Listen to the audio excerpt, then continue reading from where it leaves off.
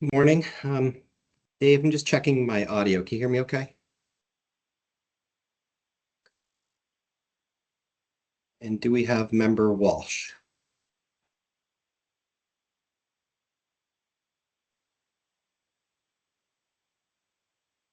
All right, give Tom a minute.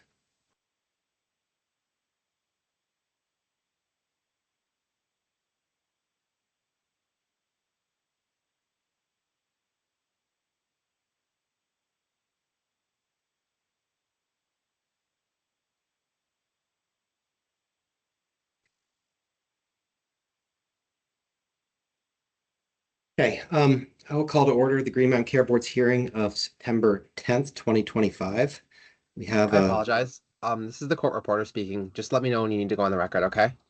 Oh, hi, Wesley. I'm sorry. I didn't know we had one today. I apologize. Yeah, we can go. Yeah. We can go on the record. Okay, one moment.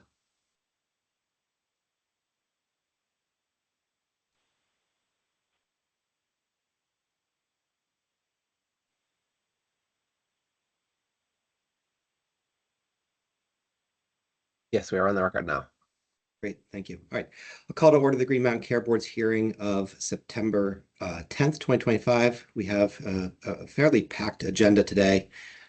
I'm going to walk through briefly so people know what the schedule is. First, we are going to have standard budget conditions today will be reviewed, and there's a potential vote. We will also have staff recommendations on a number of hospitals today, including Rutland, and also Northwestern, Gifford, Mount Ascutney, Springfield, Southwestern, and Rutland. We also have an executive session planned today to discuss objections to the standard budget conditions. So we'll start with the executive session is what we'll do, and then we'll move to the staff review of standard budget conditions. We'll have a board deliberation and potential vote. We'll then turn to the staff recommendations for the hospitals that I announced. We will also have a staff recommendation on the CVMC fiscal year 24 enforcement. We will then have a staff presentation on additional materials and updates relating to follow-up responses from the UVM Health Network operations. And we have deliberations and votes noticed as well for Brattleboro and Copley. We will then, after all of that, have an executive session to discuss the UVM Health Network objections to the UVMMC, Porter, and CVMC staff recommendations. After that, we will have deliberations and votes potentially on Porter and potentially additional proposed conditions. And then we'll have deliberations and a potential vote on CVMC. We are going to, for their budget, we're going to move the UVM MC budget vote and deliberation to Friday, and the CVMC enforcement will be on Friday as well. We received some information last night, and we need a little bit of additional time to review and go over that. So I'll pause there. I say that seriously. Sorry, Mr. Del Treco, did you have something?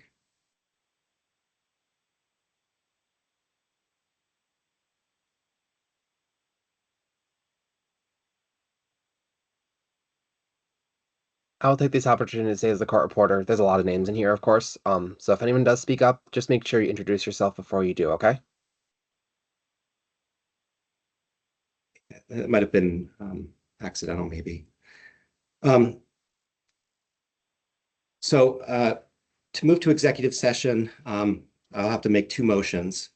And the first motion is that I move to make a finding that premature general public knowledge of privileged communications between board and board staff relating to legal objections posed in connection with the standard budget conditions would clearly place the board at a substantial disadvantage.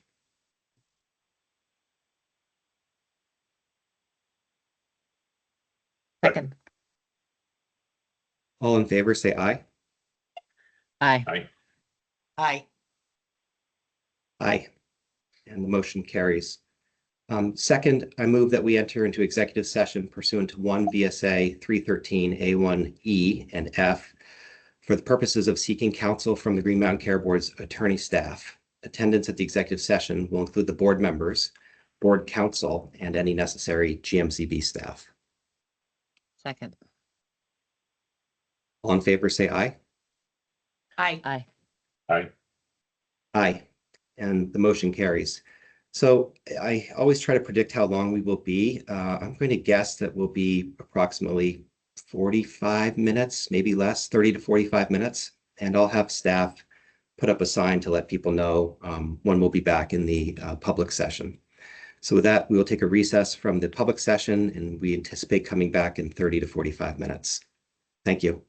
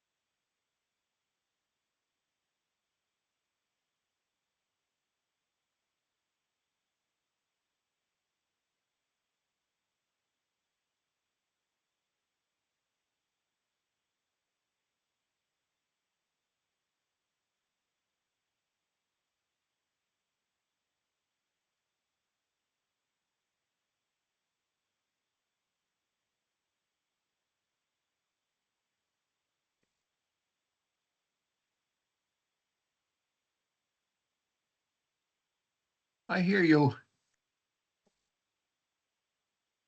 You're in executive session. Oh, that means that this is wrong.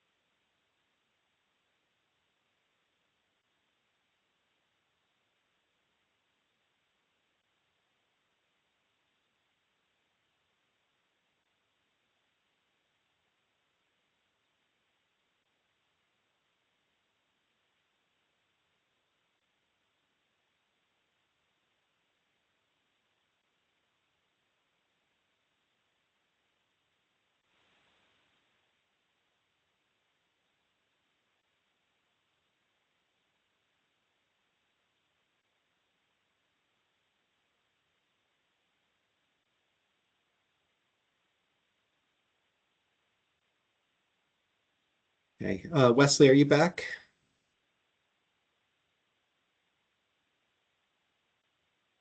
I am indeed back, yes. Okay, great. We can go back on the record. Just let me know when we are. We are on the record. Okay, we can resume the Care Board's hearing of September 10th. The board will now move to a staff review of the standard budget conditions, and we'll have a board deliberation and potentially a vote. Thank you, Chair Foster. Give me one moment to get the slides up, and then I believe our staff attorney, Mark Hensler, will present them. Great, thank you.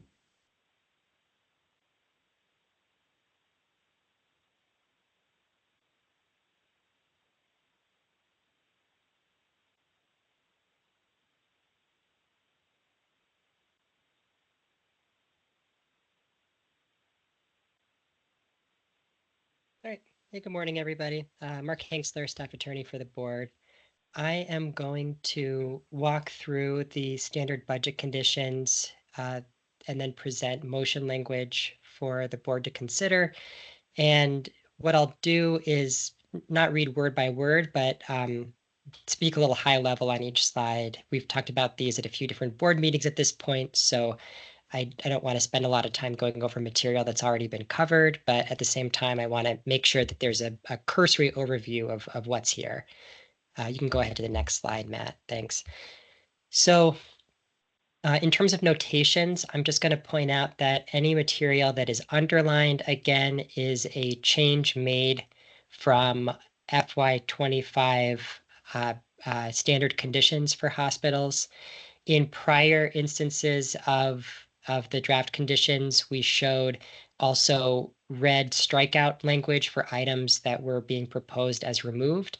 That red strikeout language has been just taken out now. So what you'll see here are the underlined sections only, which are new material.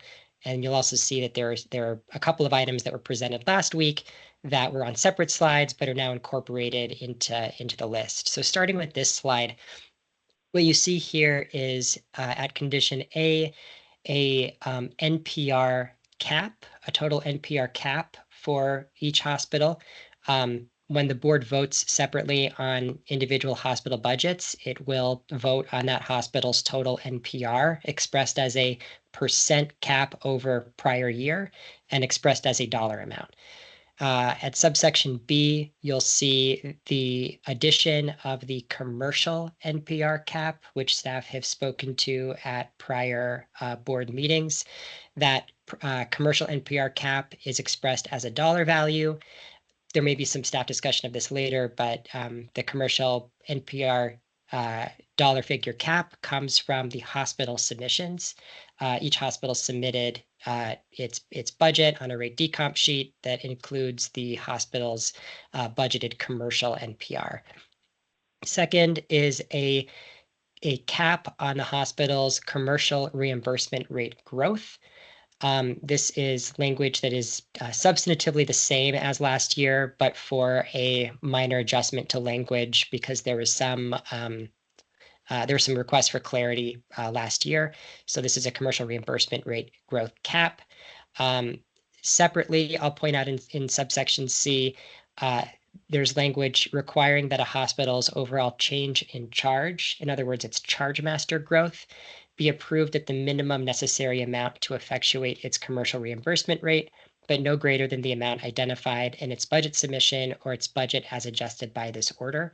I want to point out this language because later today and on Friday, when you see slides for motion language for individual hospitals, you will see as part of the motion, language that sets a percent growth cap on the hospital's commercial reimbursement rate, but you won't see a recitation of that change in charge language on every single slide because that would be just unnecessarily exhaustive. So I'm just pointing that out here because even though that's not in each individual hospital's motion language for establishing budget, this overall change in charge language will be included in each hospital's budget conditions in the budget order. At subsection D, you'll see a language, this came from last week. indicating that the commercial reimbursement rate cap shall apply only to services not capped at 120% ASP for outpatient prescription drugs as defined in Act 55.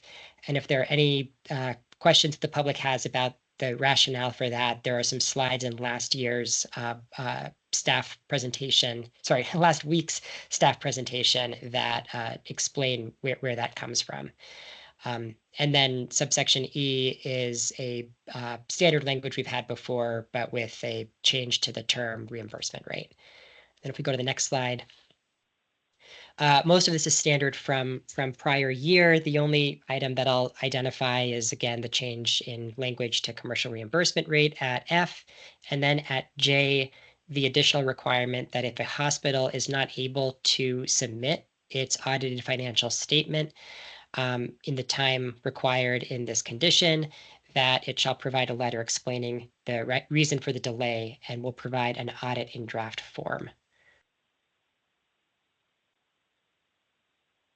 Next, these are a number of continued reporting requirements for hospitals that are consistent with prior year requirements.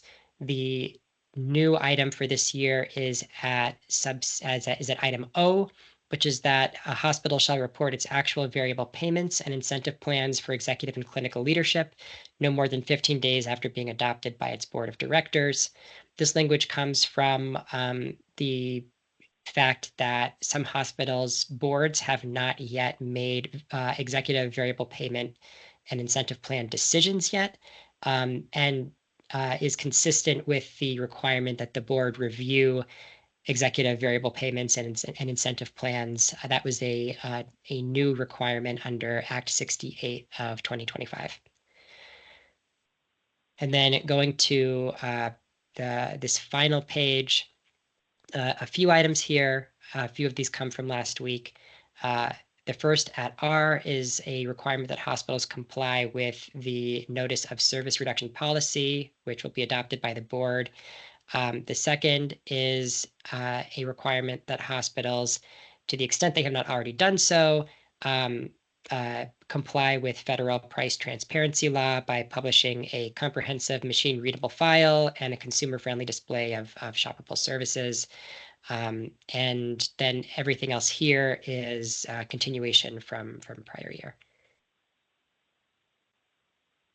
And then lastly, here is suggested motion language. And to the extent that any board members want to make a motion that removes any items or adds any items, I just ask that you include description of those in the bracketed section when making the motion. I'll turn it back to you, Chair Foster. Thank you. I will go ahead and make a motion, and then we can have discussion and deliberation on that. I move to approve the standard budget conditions as presented to the board, excluding conditions R and S, to be included as the default conditions for all fiscal year 26 hospital budget orders, subject to any additional conditions approved by the board for any specific hospital. Second. Thank you, Member Merman. And I'll just say briefly that my rationale for removing conditions R and S is that they relate to R is the notice of service line reduction policy that the board is currently working on. It's a state statute that the hospitals provide notice and provides the board some authority. So I view this condition as consistent with that, but also not necessary at this time given state law. Similarly, with condition S, I'm moving to exclude it because it is a federal law to which the hospitals have to comply, and there are federal penalties and enforcement mechanisms to deal with that as well. So I greatly value the transparency, and it's something that the state needs to work on, is the pricing transparency and consumer awareness of it, and driving more choice. But I do not think that we need it in our standard budget conditions. And with that, I'll open up to any other board members for discussion and deliberations. Thank you.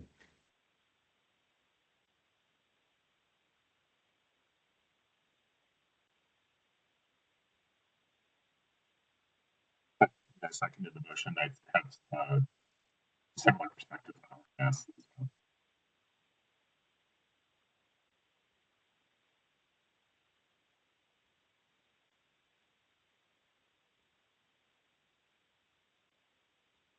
Great. I don't have anything more to add. I think the rationale makes sense. So thank you, Chair Foster.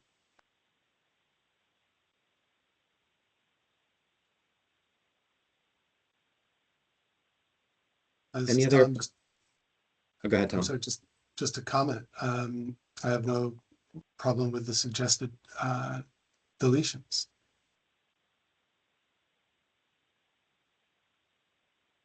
Great.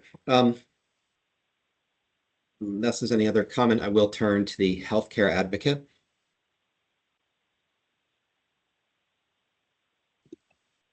We support the Thank motion, you. Chair Foster. Thanks. And I will note that we have received objections to a number of the conditions. Those are on our website and they're filed with the board. And with that, I'll turn it to public comment via the raise the hand function.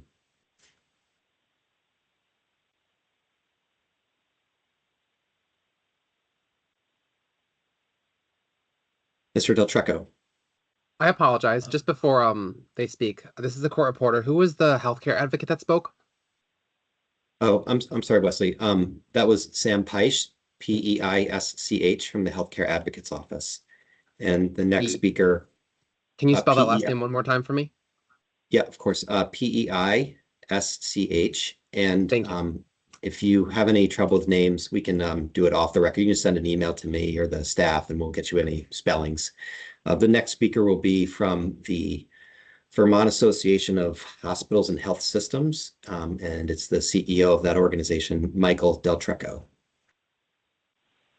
Thanks for that nice introduction, Chair Foster. I appreciate it. So on September 2nd, my organization submitted a request for clarification and a letter to preserve objections. There were 4 areas that we outlined, most specifically related to the new draft condition outlined in Section B. We have some concerns specific to that this is creating creating a guidance proposal after that hospitals have submitted budgets. Secondly, we strongly believe that the commercial dollar cap creates a global budget or a uniform payment methodology requiring rulemaking. And in that space, one of the thoughts there is, how are we addressing utilization? And this puts definitely a cap based on budgeted utilization and sets what is largely a global budget, which would require rulemaking and sufficient opportunity for stakeholders to participate in that process. And then there were a couple of additionals. The third was adjusting hospital budgets when they've met guidance, and we don't know the outcome yet because you're still deliberating, would be in violation of the Hospital Budget Rule 3.305. And I think you've addressed the 4th issue around timing, where the guidance suggested or required submission for any objections to be submitted on September 9th. But I think you've changed that for organizations that have not been deliberated on or budget discussions taking place. I would just want to verify that. And maybe we could also circle back and speak to clarification around why item B is not or would not be considered a global budget or a uniform payment methodology. Thank you. Great. Thank you very much for your comment and for the objection letter. They're noted and it's an important part of the process, so I appreciate you all taking the time to submit it. Any other public comment?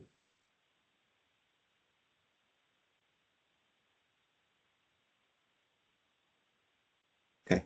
I'll just briefly address some of this relates to legal advice we've received and legal issues. So if there is an appeal based on the condition, if the board approves it, we'll go through the process. But I will speak to it just generally and more broadly, which is we have a real problem with the cost of hospital healthcare in the state. And we see that some of the sub-regulatory things in the past of how rates are allocated and that there's no specific cap on the commercial budget of a hospital is creating real financial stress for Vermonters and incredible financial stress at the insurer as well. And so we believe that this is an appropriate step. We don't think it's a global budget or methodology for a payment model. Ultimately, if the utilization is such that it's a big spike, the hospitals can provide the appropriate utilization. They can move appropriate care out of hospitals, and they can also reduce the commercial price to not exceed the cap. But at this time, I appreciate the objections, and I'm thankful that they were submitted, but I think we're going to have a vote on it. So I'll ask all in favor of the motion to say aye. Aye. Aye. Aye. Aye. And the motion carries. And we appreciate staff walking us through this and for the time that council took today with us. Next, we'll turn to staff recommendations for the hospitals that we noticed earlier this morning. Thank you, Chair Foster. My colleague Emma Grenier is going to walk through SVMC first. Great. Good morning, everyone. Thank you. I'll just jump right into it. I know there's a lot to go over today. So I'm going to start with SVMC and their submission status. SVMC met with us multiple times throughout this process and remained transparent while their budget assumptions changed. So while their submission was complete and on time, they did adjust their request after the original due date, but they were very transparent about this process and explained why this change was necessary. Looking at their legislative impact, so again, just a very brief reminder of Act 55. This is the 120% of ASP for prescription drugs. So SVMC is modeling an approximately $6.6 million impact from January to September, and that's a $9 million impact starting in 2027. For Act 68, specifically dealing with variable pay, they stated in a response to us that this is determined based on achievements of the organizational goals approved by the Board of Trustees. This ranges from access, quality, financial, and SVMC states that these goals follow the principles of Act 68.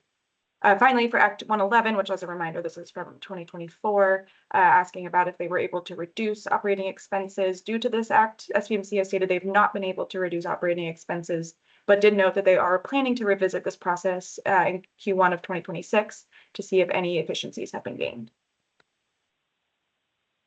Looking at benchmarks for SVMC, we see that they're meeting the NPR benchmark at 3.5%, and the operating expense growth benchmark is below guidance at 2.4%, including an adjustment for a provider transfer, which we'll talk about in a later slide. However, they are coming in over for their commercial rate at 5.2%, which again, we'll discuss further in subsequent slides.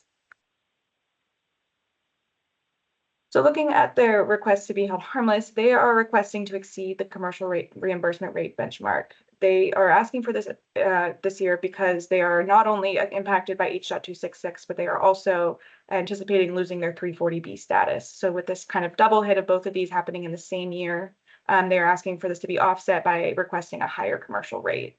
They're also requesting to be held harmless for a provider transfer of a radiology provider. So this reduces their expenses from 4.1% to 2.4%. And again, their NPR is within range even before accounting for that provider transfer, so it does not need to be adjusted for.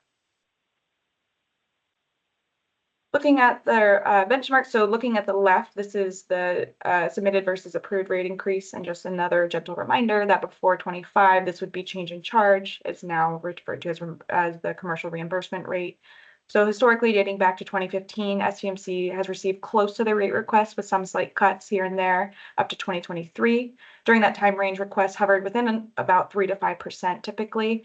In 23, we do see that their rate request spiked, which wasn't approved, but came back in line with kind of the typical in 2024, and in 2025 was back down to under 4%. And then FY26 is lower than recent history, so it's lower than that 23 and 24 requests, but it's a bit higher overall, which again reflects some of those financial pressures that they're seeing this year. And then looking at the right with their NPR growth. So just a note that excluding radiology, that radiology practice transfer, their NPR growth is actually at just 1.9%, but including that, it's at 3.5, which is what is modeled here. So they placed H.266 into rate, which is why you have that negative 0.2% rate overall. And that's an average across all payers. Looking at payer mix, this is also decreasing. So they're showing drops in payer mix in Medicaid, Medicare, and commercial. This is offset slightly by increases in Medicare Advantage and self-pay. We see the majority of their NPR growth is coming from utilization, and it's at 6.1%. Some of the provider transfer may be captured in this, and in the budget review at RFI, they did note that it's pretty challenging to pinpoint volume versus payer mix, but believe that overall they've captured the expectations for this year. Looking at their commercial rate, so SUMC is requesting a 6.8% increase to their charge master. That's that top right RFI response, excluding practice revenue. When you back out H.266 from their rate, which is what's seen on the left there, that the H.266 reduction is the 6.6 million. It comes out to about 5.2% rate request average. So that's how we've modeled it there. SUMC is asking for a maximum 5.5% rate increase, and they've also have about a $657,000 impact from increasing room and board, which you can see there. That's a 20% inpatient room and board increase. They're proposing this to be at $2,595, increase from $2,162. They did submit a revised rate decomposition sheet where the range of the requests are from -2% to 3%, which again is what's stated there in that RFI in the top right. And the overall impact on the system would be about $10.7 million without H.266. It is important to note this is likely overstated because SVMC would likely be requesting less rate without this legislation. But this is split between rate and utilization with somewhat of a payer mix offset. So when we include H.266, which is in that bottom graph on the right, we see that the overall impact to commercial NPR is about $4.1 million. Looking at their expense growth again, this is their request for the radiology practice. This is a pretty straightforward exemption request. They completed the provider transfer application as part of their budget submission. They modeled this acquisition as a flow through, meaning that expenses and revenues are equal and it's about break even. Looking at their operating expenses, like every hospital at the top there, we've then backed out provider tax. And then compared to the expense benchmark, we subtract that radiology expense from 26, so that 25 and 26 are apples to apples. And that's how we get that expense down to 2.4% growth overall. Looking at their budget assumptions, so again, just a reminder that that Medicaid rate or the model number is from their rate decomp, and then underneath is any additional information that we got from the narrative. So in the rate decomp, their Medicaid rates modeled as a 0% impact, which reflects, again, what they stated in their narrative. And Medicare rates are reflected at 3.9% overall increase in their rate decomp. They did note in their narrative a 2.4 increase in inpatient services starting in October, as well as a 3.1 increase for Medicare wage index for inpatient and outpatient. And Medicare is flat at 0% in the rate decomp. So here, looking at utilization. So again, we have two views here. On the left side, we're looking at it broken down by major service line as this relates to NPR. So overall, we see that that total column is a 6.1% growth in NPR due to utilization. They're expecting a drop in inpatient of 2.6%, and then an increase in outpatient of 5.8%, and an increase in professional of 23.9%. We did note that in inpatient, they note a small budgeted increase in inpatient utilization from 25 budget, but this does not translate to increase in PR. There's also an increase from added bariatric surgeries, which is offset by other med-surg admissions. In outpatient, they're also expecting growth in vascular and orthopedic procedures, endoscopy, CT scans, and other ancillary volumes. And their outpatient medical group is also expecting increases in cardiology, primary care, and general surgery. Looking then at the right side, this is where we have it based on stats. So this is 24 actuals to 25 projections to 26 budget. The overall drop in inpatient days that we can see there at the top can be attributed to the shift from inpatient to outpatient surgical procedures. And then, as mentioned before, additional providers may be driving some of the increases that we're seeing in the outpatient visits. We see that's an increase of 9.2% from 25 projections to 26 budget. Also in operating room procedures and observation units, we see all of those are increasing while ER visits are expected to essentially remain flat. Looking at labor again, SUMC is expecting some new providers this year. So overall salaries are expected to increase just with 0.5% over projected 25 expense, which is about $34,000 over the 25 budget. So we do see some growth in that year over year for physicians, locums, and nursing, as well as contract staff nursing, with a decrease in other contract staff. At the bottom with FTE, the traveler FTEs, we see that all of those are expected to reduce as well. They are adding 12.2 new FTEs for services being added. 3.9 of these are grant funded positions, and 1.7 are other areas or transitions from contracted services.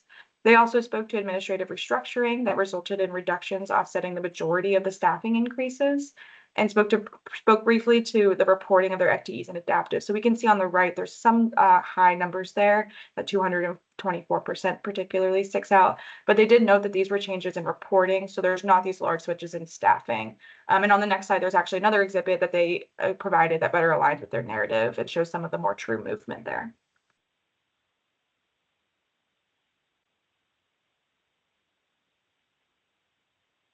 So overall, we see that there's 17.7 FTEs higher than the 25 budget. You can see that there's those two shaded columns, and on the column to the right of that at the bottom is where we see the 25 to 26 budget variance. So that's the increase of 17.7 FTEs. Above that, we see that there's an increase of 20.4 clinical staff, which is slightly offset by a reduction of 2.7 admin. However, important to note that we can see that it does exclude physicians. Looking at another component of Act 68, which is comparing the base salaries and total comp for hospital executive and clinical leadership with those of the hospital's lowest paid employees who deliver healthcare. SVMC provided a qualitative response to this answer, which you can see above in the narrative.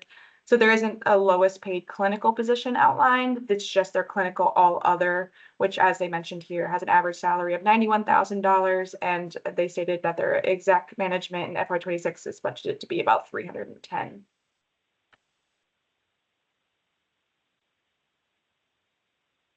Looking at this bar chart on the bottom right is where we'll start. So again, looking at historical data, both operating revenues and expenses have come in under budget, with the exception of FY20, which of course was an off year for many hospitals. We see this difference is closer in that years prior to that. So there's a smaller variation, but there's more variation overall from FY21 to FY24. If we look above at that line graph, we see that through 21, revenues outpaced operating expenses.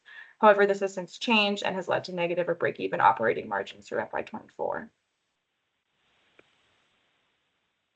So again, further previous assumptions, if we start at the top looking at commercial NPR, we see that historically this has been over budgeted as actuals have come in below the budgeted amount, again, with the exception of FY21. We are seeing less variation overall in commercial in 22 and 23. Medicare and Medicaid both kind of see a similar trend of under budgeting the public payers each year, again, with the exception of FY20. And then on the right, we can look at where 25 projections are coming in compared to budget. So we see that commercial is pretty much on target with very little variation from budget to projections, while Medicaid is coming in under budget by about 17%, and Medicare is coming in over budget at 3.3%. The drop in Medicaid revenues is driving those overall projections to be slightly less than 1% below budgeted and about $2 million.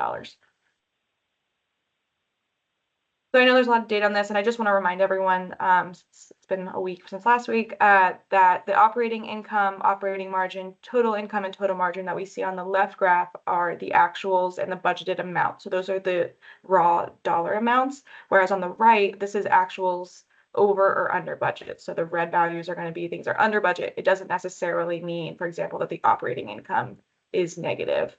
So we can see a good example of this is in 2024. On the left, we see the operating income is $2.1 billion budgeted. Actuals came in at just $0.1 million. And so on the right for 2024, we see the $2 million, negative $2 million operating income, but that's just below budget, not the actual operating income. So again, starting on the left, we don't really see much red for SVMC until 2022.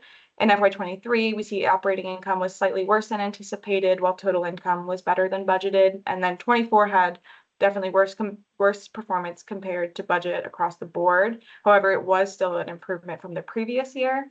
And so far in 25, projections are coming in below budget, projecting an operating margin of negative 0.8%.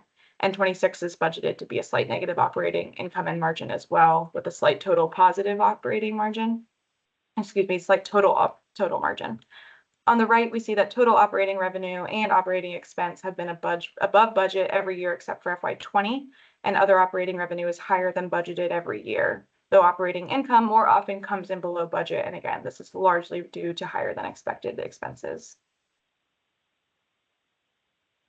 Looking at a couple of ratios for SVMC, so their days cash on hand, we see those fairly low values, but again, it's important to note that SVMC's parent company holds cash, so these numbers are an understatement. The most recent estimate SVMC gave us of their 26 budgeted days cash on hand is at about 136 days, and this is considered adequate according to S&P Global Ratings. Looking at days in patient account receivable, we see that this has been fairly consistent. There's some small spikes in 23 and 25 projections. However, this is anticipated to drop to 30.7 days in the 26 budget, which is moving it closer into that high performing range. And then age of plan is difficult to determine as accumulated depreciation has dropped significantly since 23. SVMC wrote to us about this last year. So these numbers are likely understated, but we do see that if we're looking at prior to that, we're in the 16 to 19 range, and that would be considered vulnerable according to S&P Global Ratings. Looking at some price transparency, this is looking again at the percentage of gross for the different payers. And then another reminder that these are facility or technical fees. There's no professional in here. So SVMC charges and is reimbursed the same for PT evaluations, regardless of the complexity of the evaluation. And generally what we see is that there's consistency across services for all payers. I'll again state this is not a guarantee for every service, but for these ones there is consistency. And we do see reimbursements lower for MVP at just 87% compared to Blue Cross and United being at the 95% and then Cigna being at 97%. Looking at now kind of a cross hospital look, we see that one for SVMC, they're typically consistent across both Blue Cross and Cigna to be above or below average. They do have the highest reimbursement rates in the state for the two selected labs for both payers, for both Blue Cross and Cigna. Their CT scans are also above average, but their PT evals and ED visits are right around average and typically slightly below. Looking at measures of efficiency, we see that SCMC has below average NPR, operating costs, and operating profit per adjusted discharge compared to the peer group, leading to a 208 operating profit per adjusted discharge. Their direct patient care FTEs are a little lower than average, while admin to clinical ratio is the second highest of the peer group. It's at nearly 52%. This is second only to CVPH, which is at 76.9%, which of course we know is part of UVM Health Network. These last two measures indicate that there is likely some room for improvements in efficiency. Looking at their payment to cost ratio, we see that for inpatient, SVMC has typically been less than average and is now still less than average for commercial at 127%. Medicare is about on average at 83%, and Medicaid is actually higher than average at 64%. And when we look at this for outpatient, commercial, it has been above average and is right now just slightly above average at 245%. And Medicare and Medicaid, again, right around average at about 64% and 47% respectively.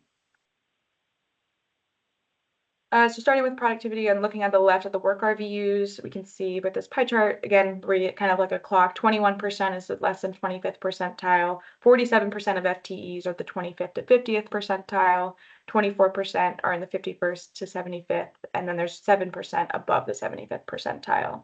So overall, this means that 68% of FTEs are at the 50th percentile or less. This is better than last year. Last year, they reported 77% of FTEs were at or below the 50th percentile, so this is an improvement. And of the 18 services reported this year and last, one has improved. The specialty that's improved is neurology, and the remaining have remained about the same. The two specialties above the 75th percentile, both this year and last, were cardiology and dermatology, and notably primary care is performing at the 65th percentile, and we overall see maintenance and slight improvements to productivity for them.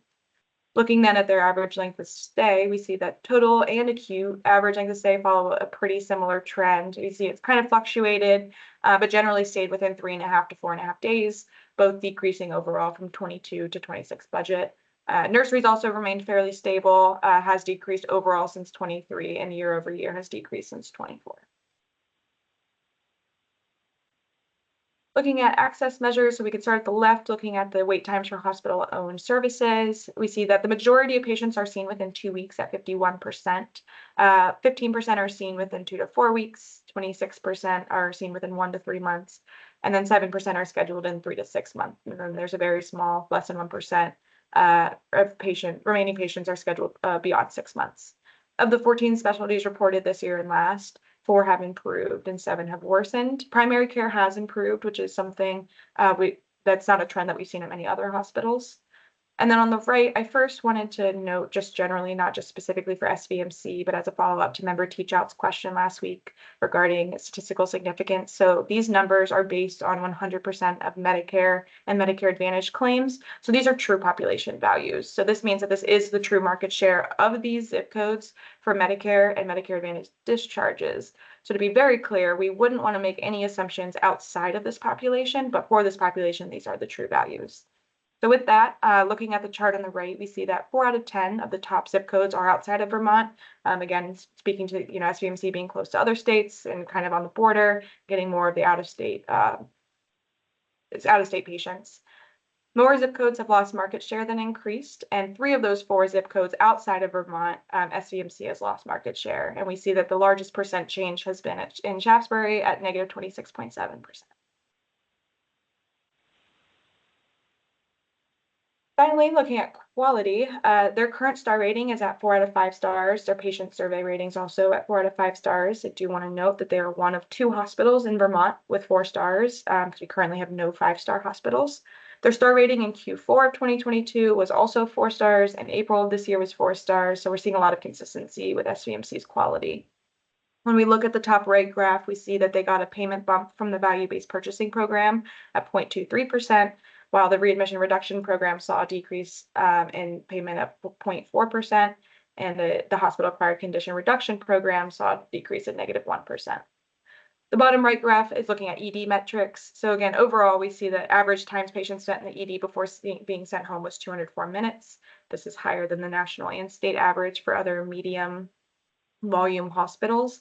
Looking at psychiatric and mental health patients, the average time they spend in the ED before leaving is 406 minutes, also higher than the national and state averages.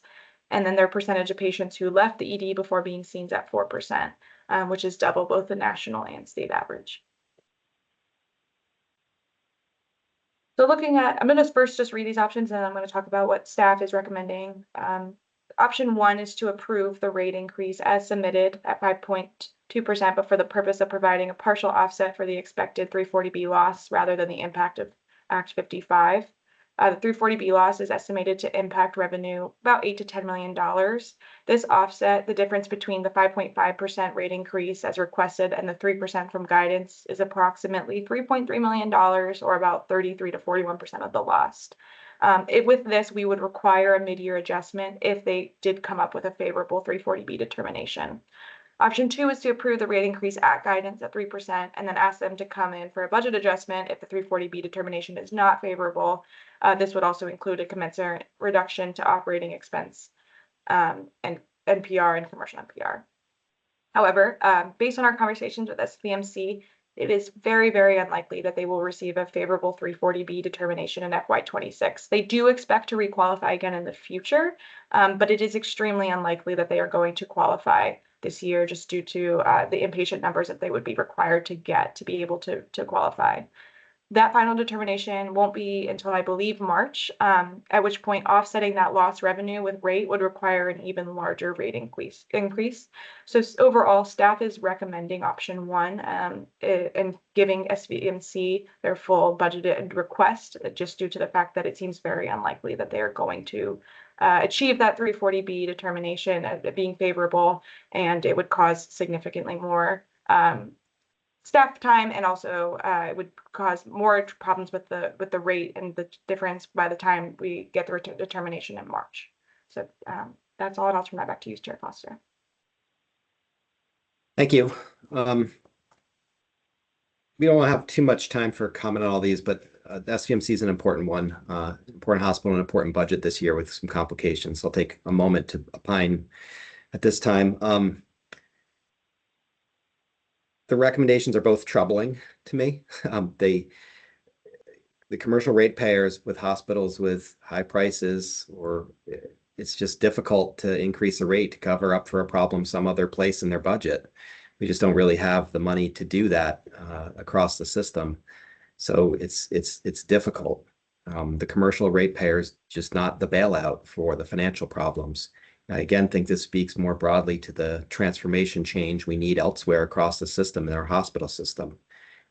We can't give it everywhere, so it's challenging. The other problem I have with option one, I'm not saying I'm not going to vote for it. I don't know what I'm going to do myself, but it's in the base. If you add that 5.5 and they get the 340B, you added it in the base, and we have not seen it come out of base in hospital budgets except for budget enforcements. So that's just something I'm flagging and thinking about. At the same time, this is a critical hospital. It's a hospital of good quality, which frankly is getting rarer in this state at this time. And they do a nice job and had a good budget. So that's just sort of my thoughts, just to share them now.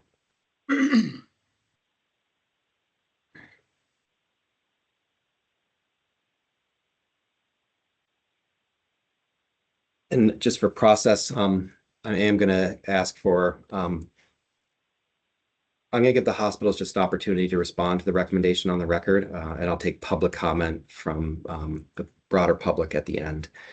So unless there's any other board discussion at this time, I know everyone's digesting this. I'll turn briefly to the healthcare advocate. Good afternoon. I think option 2 better aligns with our recommendations, so I appreciate the concerns in option 1, but I think it makes more sense and it's more appropriate. Thank you. Thank you. And Mr. D, are you here?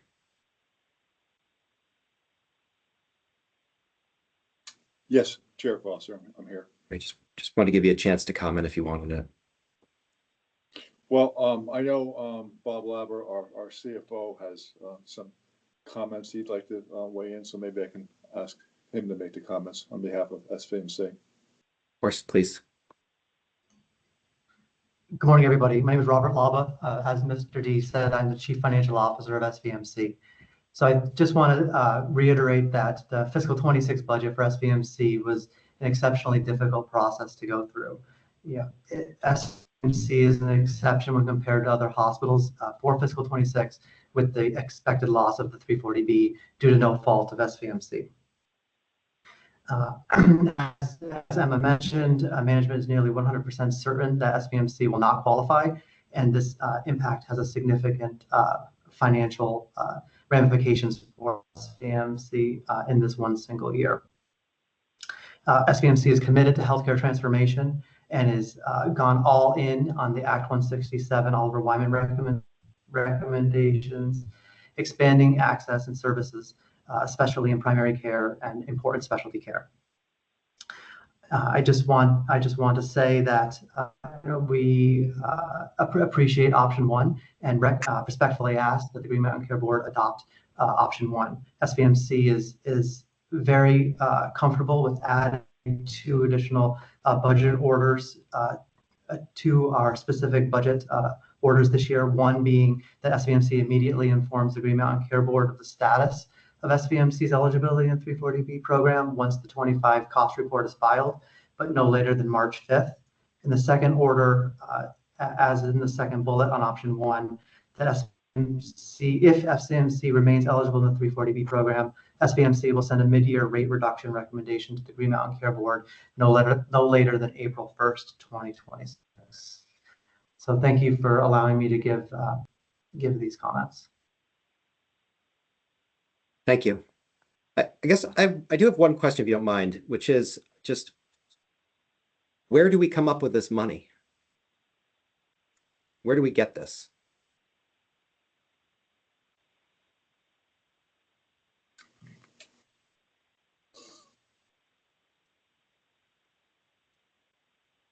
Well, maybe I can make a comment. I think our sense is, as Bob indicated, we are committed to healthcare transformation. We are all in. We are looking at many opportunities to try to continue to become more cost effective. We know there's room for improvement. And I guess, when you have somewhat catastrophic issues hitting us, such as the 340B loss, and probably the only hospital in the States that's faced with that, I mean, we need some degree of time to help us continue to transform what we're doing here. And but we're committed to that process, and we will certainly more than willing to continue to meet with the Green Mountain Care Board over the ensuing 12 months to talk about our progress and talk about our action steps of what we're trying to do to reduce costs and to change models and continue to look at utilization issues. So I think you have a willing partner in this institution towards doing that. And that's our commitment. And I think our track record shows that we try very hard to stick to what we said we're going to do. And I know this is a challenge for all of us here. These are our ability to change in a dime is a challenge. And so we need, I think, some level of relief that hopefully will not be long term. I also want to point out that because of the geography of where SVMC sits, a great majority of our commercial business comes from out of state. So, for instance, Blue Cross Vermont insurance is about 7% of our total payer mix. It's less than 1/4 of our total commercial payer. So, with this increase that we've requested, a big majority of it will be coming from out-of-state insurance companies and will not impact Blue Cross Vermont or Vermonters. Great, thank you. And I will say on the record, I have found SVMC to be a really good partner to work with, and I appreciate those responses and those points. I would just say, when we did the insurance process, there was a lot of discussion of, quote, bankable savings, and it's an issue that's come up on that end. And our concern about financials for insurance companies is really also just about the people paying for the insurance, but it's much, much broader than Blue Cross, of course, of Vermont.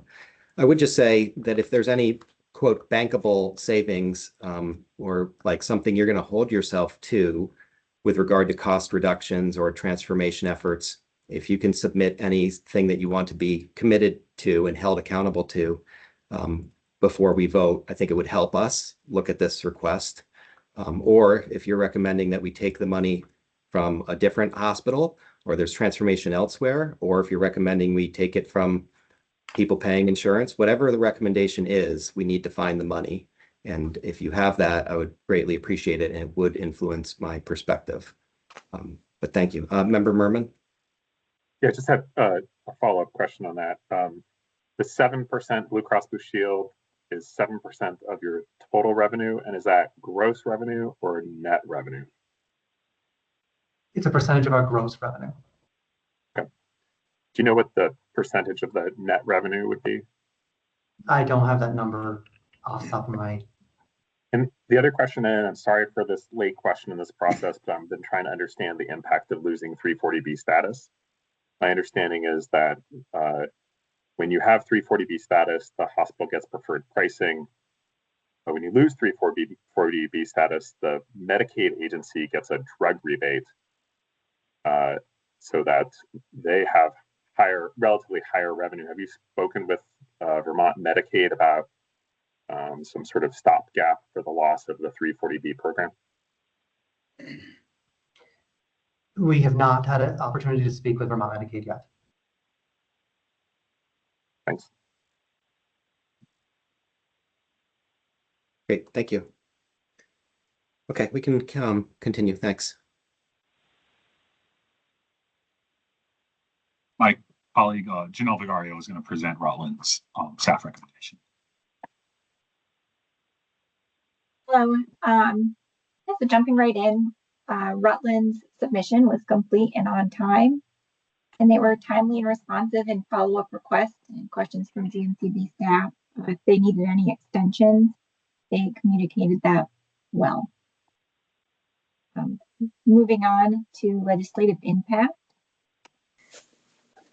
For Act 55, they are modeling about a $11.5 million reduction in revenue. They noted that they can't break it out by individual department of service line, but they did know an additional 8.1% reduction in outpatient pharmacy pricing. For Act 68, Rutland does not offer variable pay or incentive-based compensation, and they don't have any current plans to implement such.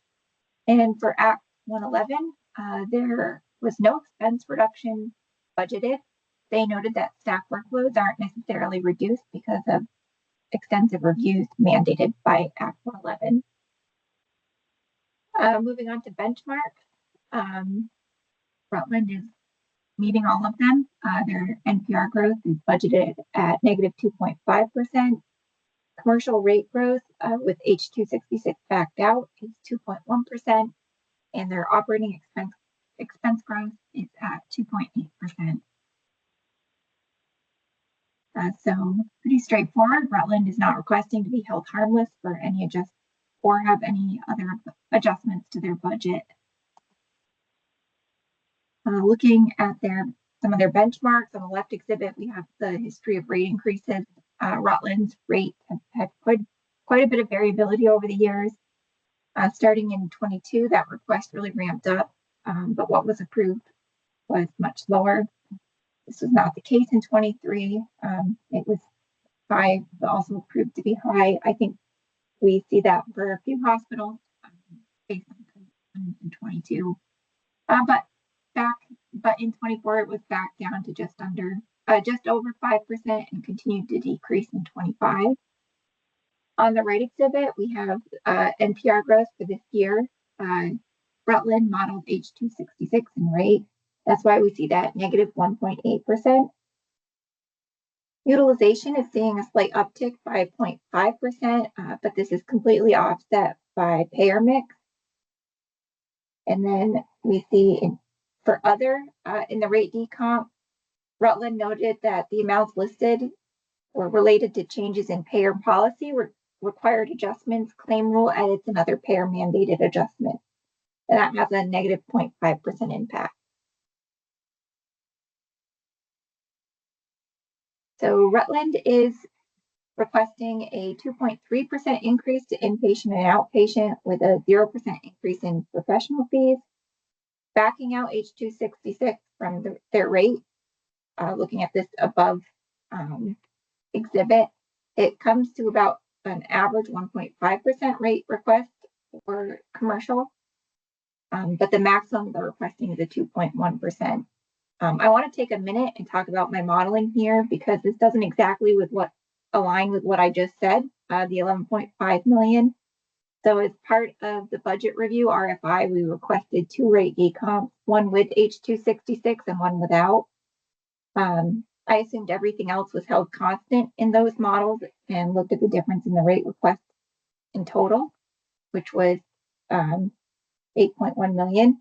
However, I did notice that there is some H266 impact in some other breakouts that aren't bucketed under commercial. So here we're just looking at the commercial. And if we take that into consideration, it gets closer to that $11 million number. Moving on to that bottom exhibit, the overall impact on the system is a negative 158,000 without H266. This is pretty close to break even. Rates offsetting the other impact. Adding on H266, it comes out to about a negative $8.3 million NPR growth or reduction. Moving on to public payer, Medicaid is modeled at 0%, and that's what they stated in their narrative. Medicare is modeled at 1.2%. They're expecting a 2.4% increase in inpatient and outpatient with an aggregate increase of 1.15%. And for Medicare Advantage, the 2.4% referenced in the narrative reflects the CMS proposed website. I must have missed that reminding the comment up above, it says 2.4% is for Medicare Advantage as well.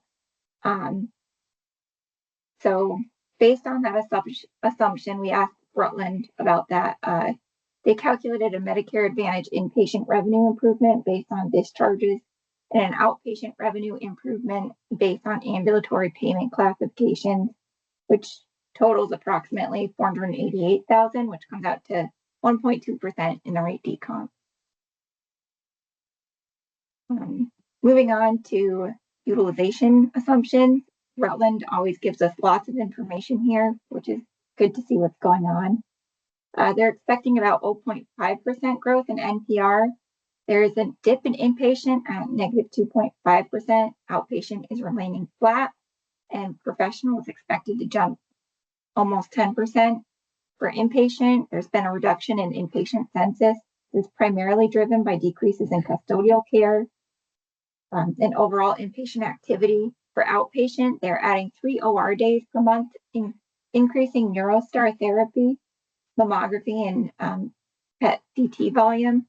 This is offset by decreased pharmacy volume and CT scanner capacity from original expectation. And for professional, they're expecting new providers in optometry, mammography, endocrinology, cardio, pulmonology, and sleep. So on the right side, we have utilization based on reported stats. Similar to what I just said, there's a drop in acute patient days with a slight uptick in nursery patient days from 24 to 25. Outpatient visits and operating room procedures are expected to both jump in the 6% range, and ER is expected to uptick slightly, but not quite as much at 1.5%. For labor, the 26 budget, as it is compared to 25 budget, equates to an increase of 4.6 million or 2.3%. This includes a 3% cost of living expense and other market adjustments. Notable trends highlighted in the narrative include physician expense remained relatively flat. There was a reduction on reliance of per diem physicians and new providers joining the organization. There was a nursing wage increase incorporated to align with the collective bargaining agreement. And there's been a decline in temporary labor related to planned initiatives aiming at decreasing that reliance. Looking at the chart to the left, the drop I guess it would be the right. The drop in inpatient services corresponds to the reduction in custodial daycare. They also spoke to a reduction in supplies, just as an aside. And overall, staff levels are increasing by less than 1% budget to budget. Rutland provided a list with all of their executive and leadership salaries, as well as their lowest paid clinical role. So I went and created a ratio. So we created a weighted average at the bottom compared to the phlebotomist midpoint that they provided. And that ratio came out to about 9.2. Looking at some previous assumptions, starting with the bottom right, we see that operating expenses and revenues have typically been under budgeted. Expenses have been over budget by as little as 0.7% and as much as 18.4% in 22. I think that was pretty common with a lot of hospitals, though. While revenues have ranged from being under budget by 1.5% to as much as over by 16%, looking at the line graph, we see a large difference between budget and actuals in 21 and 22, though actuals came back to being closer in line starting in 24.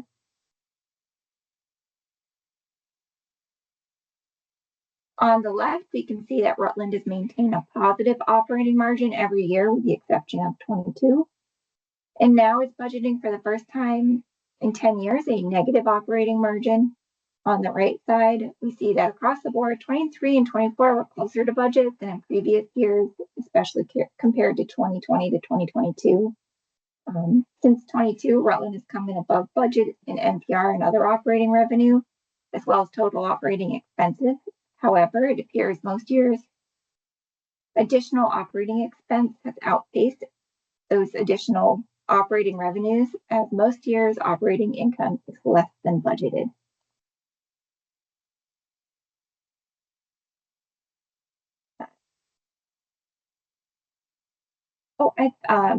And I think we can hop to the financial health.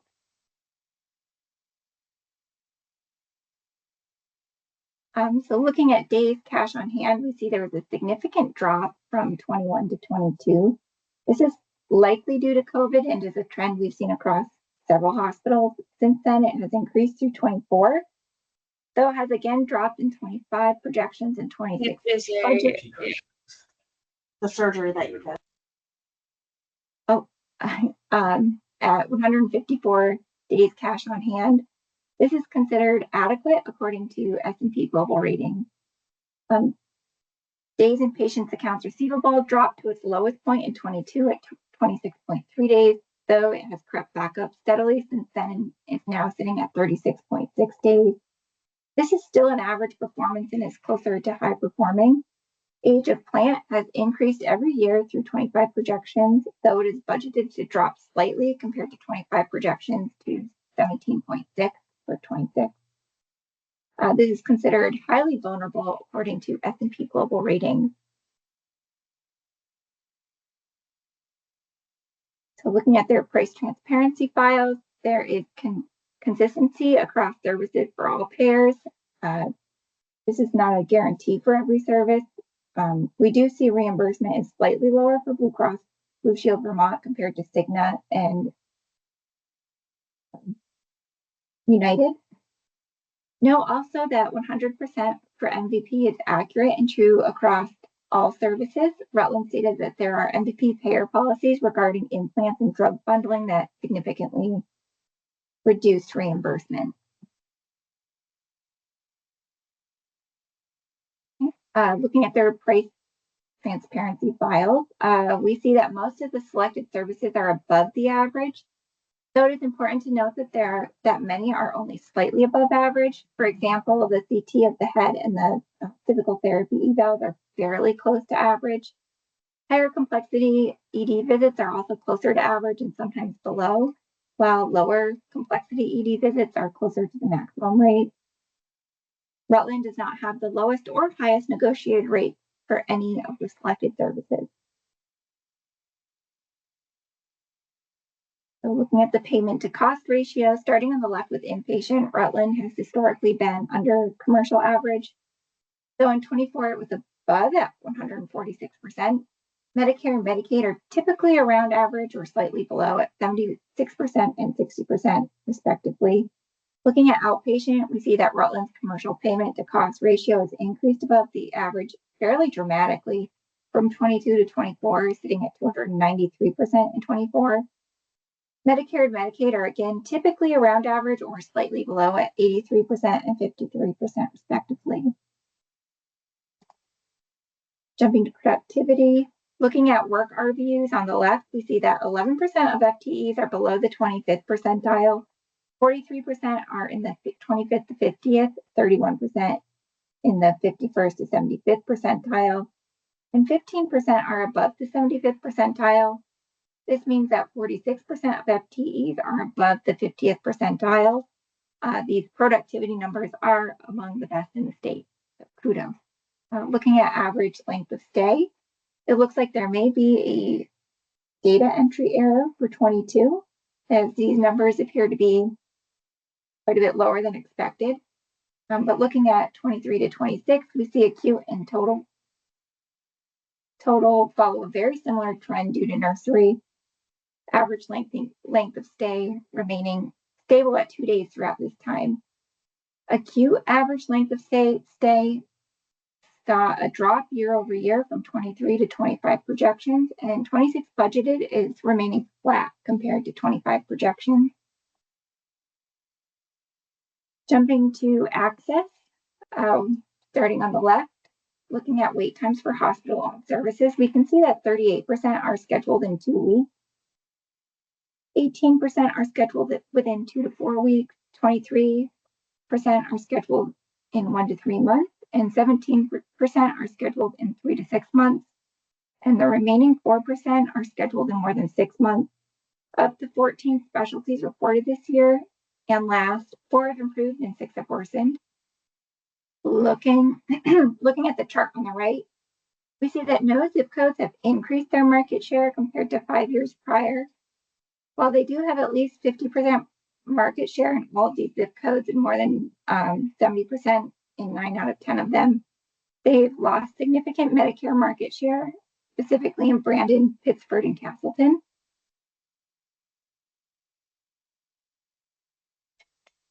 Moving on to quality, Rutland's current star rating is 1 out of 5 stars, and the patient survey is 4 out of 5 stars.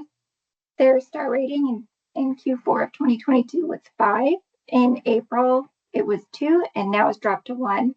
Rutland notes that due to the lag time in performance data, they will continue to face lower ratings in the short term. However, based on star rating performance timelines and current efforts, they will begin to partially be reflected in 26 to support their goal to achieve 5 stars by 2028. Looking at the top right graph, we can see that Rutland saw a payment reduction for value-based purchasing for the value-based purchasing program of 0.29%, as well as a payment reduction of 0.64% for the readmission reduction program.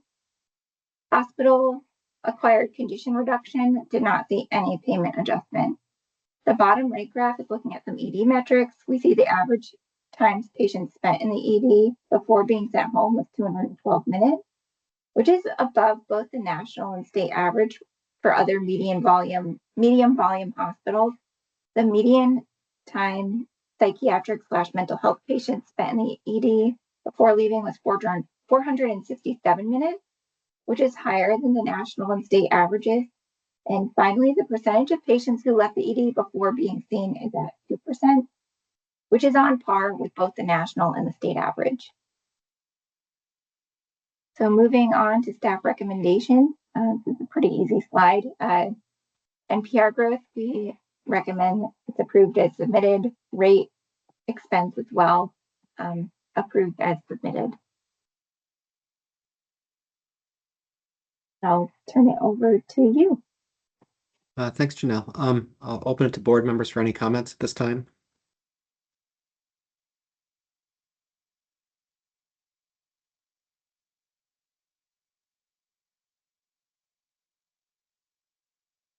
Hearing none, I'll turn to the HCA. Good morning. Still morning. I was going to say good afternoon. We support the staff recommendation. Thank you. Great. And Ms. Fox or Ms. Bertrand, if you have any comments, your floor is yours. Sure. Good morning. Thank you for your recommendations. We appreciate your support. I'll just add that as far as our budget work goes, we continue to work with the Agency of Human Services on regionalization of services and efficiency metrics. We are funding a loss in our budget of about $5 million and know that there's more work to be done, but do appreciate your recommendation. Thank you. And thank you for budgeting the loss. I know that's nothing anyone wants to ever do, but I do appreciate that and think it deserves recognition that you are taking that this year. And thank you. We'll keep going. Thank you, Chair Foster. I'll present Northwestern staff recommendation. So Northwestern submission was on time and complete. All follow-ups were completed in a timely manner, and they were responsive to Green Mountain Care Board staff.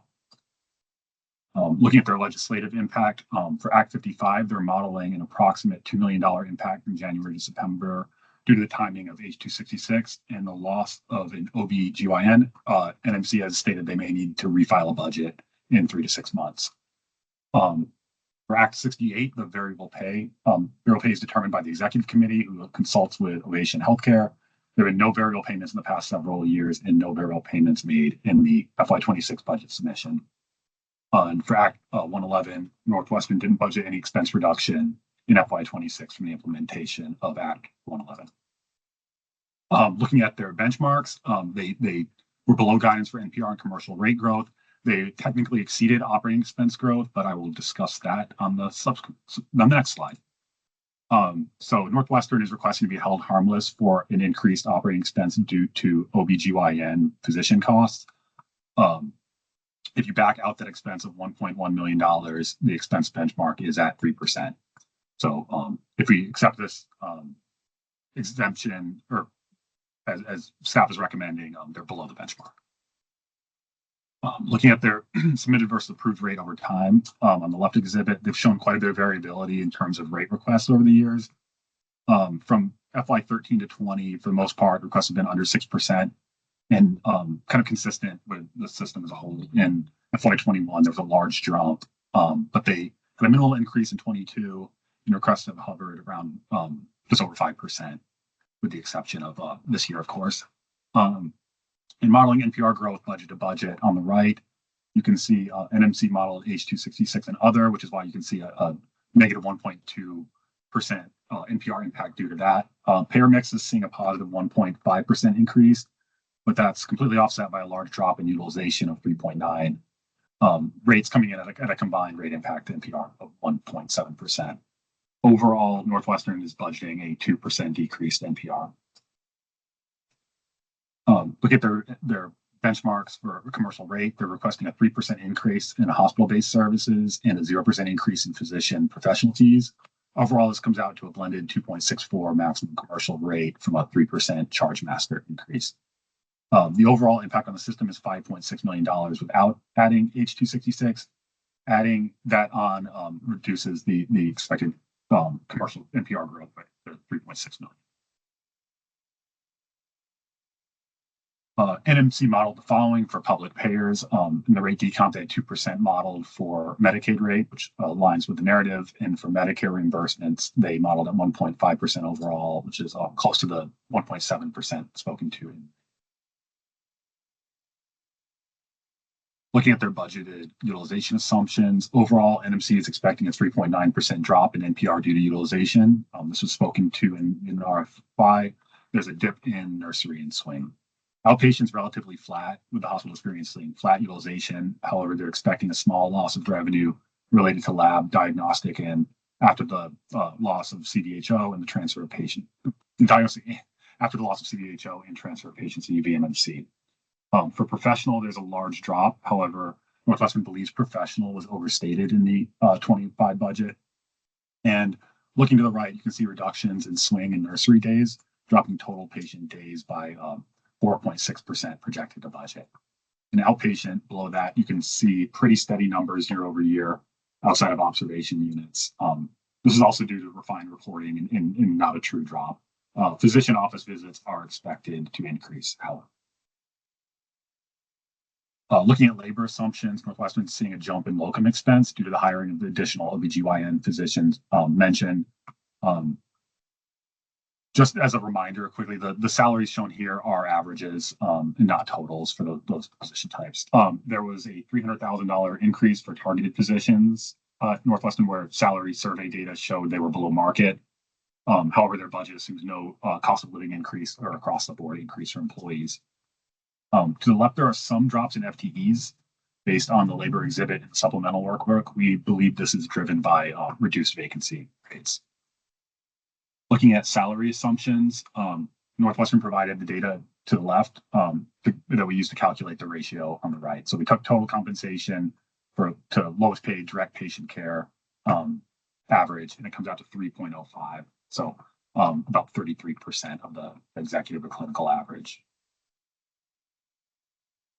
Looking at their previous assumptions about operating and operating revenues and expenses, starting with the bottom right chart, we see that OpEx have exceeded budget every year except for FY24. Though looking at the chart above, we see their expenses have been fairly linear, and we're not seeing major increases in operating expenses. I will note Northwestern's had, I believe, the lowest expense growth rate in the state since the pandemic. Operating revenues prior to FY21 came in below budget. FY21 was well over budget, and since FY21, there have been fairly small fluctuations above and below budget. Overall, the largest percent difference across both expenses and revenues is 7.2%, which is significantly lower than variances at many other hospitals. And I'm now just going to walk back what I just said. I'm not sure that they're literally the lowest expense growth in the state, but they're very low relative to the other hospitals. Starting with commercial revenue assumptions, we see that they have come in under budget every year from FY17 to FY23. Medicaid has also come in under budget every year except for 2018, and Medicare has varied slightly more, ranging from 13% below to 12% over budget, depending on the year. And on the right, we can see where the FY25 projections are coming in compared to budget. While commercial is above budget by about 9%, Medicaid's coming in below by almost 23%. Medicaid's coming in below by almost 23%, and Medicare is below budget by just over 9%. Uncategorized payers, which I believe are DISH here, are coming in below budget by 9.3% as well. This overall has led to a very slight overage in projections compared to budget, but basically coming in line with their budgeted revenue. Again, this very busy slide has shows operating income, margin, total income, and total margin history on the left, and then deltas, variances against budget on the table on the right. So on the left, we can see actual operating margin has been negative every year except for FY21. And they're projecting a negative margin for 25 and budgeting a negative margin for FY26. On the right, we see that NPR is more often come in below budget, while other operating revenue has come in above, leading to a mix of operating revenue being above and under budget. I'll note that during the pandemic, this is pretty typical to see that other operating revenue come in over budget due to grants. Expenses are more often coming in over budget, and operating income has come in below budget every year except for FY21. Looking at their financial ratios here, you can see despite those losses, their very healthy days cash on hand has kind of helped them absorb that to a point, and including their budgeted losses this year. So in FY27, you can see them at 331 days cash on hand now with the budgeted operating losses this year at just under 200. Days and patient accounts receivable has fluctuated over the years, but has generally remained in the 35 to 45 day range, with values higher than that in FY23 and 24. They are projecting a drop in 25 and a slight increase in 26, but this is about average performance for accounts receivable. Age of plant's fairly consistent from FY27 to FY22 at around 11 to 12 days. That's increased to last 7 years. They're now like a lot of our hospitals in that highly vulnerable range for age of plant. Looking across payers, we see there's consistency across services for Blue Cross and BP and Cigna. However, United appears to have more variability as well as lower overall reimbursement, with the highest percentage of gross at just 53%. Comparing this to other payers being reimbursed at 80 to 87%, this appears lower for Northwestern and is also lower compared to other hospitals reimbursed. Looking at their price transparency files, we see a lot of green. So most of the negotiated rates for these services and payers are below average. The only noticeable outlier here is the blood culture lab, which is above average. The negotiated rates with Cigna are the lowest in the state for a CT of the abdomen, as well as the lowest complexity ED visit. Also of note is their colonoscopy negotiated rates, which are among the lowest in the state. So very low price hospital. Looking at measures of efficiency, we see that Northwestern has a lower NPR, operating cost, and operating loss per adjusted discharge than average. Their operating costs per adjusted discharge are higher than their NPR per adjusted discharge, resulting in an operating loss per adjusted discharge of $496. The only hospitals who lose more money per adjusted discharge in their peer group are CDPH and CDMC. Direct patient care FTEs per 1,000 adjusted discharge is the average of the peer group, and the admin to clinical labor ratio is just slightly above average at 33.1%. NMC appears to be about average efficiency on these metrics. Looking at inpatient payment to cost ratio, we see that commercial, Medicare, and Medicaid are all below 100%. For outpatient, commercial increases to 216%, but that's still below the Vermont average. And we see that in FY24, Medicaid's payment to cost ratio actually slightly higher than Medicare. So, moving now to productivity, looking at NMC's work RVUs on the left, and again, kind of going clockwise, we see that 17% of FTEs are below the 25th percentile, 69% are in that 25 to 50th percentile, 4% in that 51 to 75th percentile, and 10% above the 75th percentile. This means that 86% of their FTEs are at the 50th percentile or less, which is slightly worse than last year. It's important to note, however, that there's been an improvement in looking at the reduction of FTEs below that 25th percentile, that worst performing bucket here. This has gone from 43% last year to just 17% this year. So of the 12 services reported this year and last, 4 have improved, 2 have worsened. Overall, these are positive trends in productivity that we'd like to see continue to improve. Looking at average length of stay, we see that the total length of stay has decreased year over year from FY23 to FY26. Acute length of stays have decreased year over year from FY22 to FY25 projections, though there's a very slight decrease there in 26 budget. Nursery average length of stay has stayed fairly consistent, but decreased slightly overall. swing. Length of stay, which is not shown here, saw a huge spike to 106 days in FY23, but it dropped significantly year over year and is budgeted at 29 days in 6. Looking at these access measures, we can start on the left. So looking at wait times for hospital-owned services, we can see that 21% are scheduled in 2 weeks, 16% are scheduled in 2 to 4 weeks, 31% are scheduled in 1 to 3 months, 17% are scheduled in 3 to 6 months, and the remaining 16% of patients are scheduled more than 6 months out. Of the 9 specialties reported this year and last, none have improved and 3 have worsened. Those that have worsened include general surgery, cardiology, and neurology. Looking at the chart on the right, we see that most of the zip codes listed have lost market share compared to 5 years prior, with the exception of Fairfax, which increased by nearly 10%, and Sheldon, which increased by 1.2. The largest losses in market share can be seen in Richford and Franklin, each losing almost 11% market share for Medicare discharges. Northwestern's quality, their current star rating is 3 out of 5, and the patient survey rating is 3 out of 5. Their star rating in Q4 of 22 was 2 stars. In April of this year was 3 stars and has remained at 3 stars. So looking at the top right data, value-based purchasing program data is unavailable for FY24, while there is a payment reduction in the readmission reduction program of 0.45% and no payment adjustment for the hospital-acquired condition reduction program. NMC noted that for the readmission reduction program, the payment reduction has reduced from $32,000 in FY24 to $14,000 in FY25 projections, which is a great improvement. And Northwestern is among the hospitals with the fewest reductions in payment based on quality in the state. The bottom right graph is looking at some ED metrics. We see the average time patients spent in the ED before being sent home was 155 minutes, which is lower than both the national and state average for other medium volume hospitals. The median time psychiatric mental health patients spent in the ED before leaving is 151 minutes, which is also lower than the national and state averages by a fairly significant margin. Finally, the percentage of patients who left the ED before being seen is at 1%, which is lower than both the national and state average.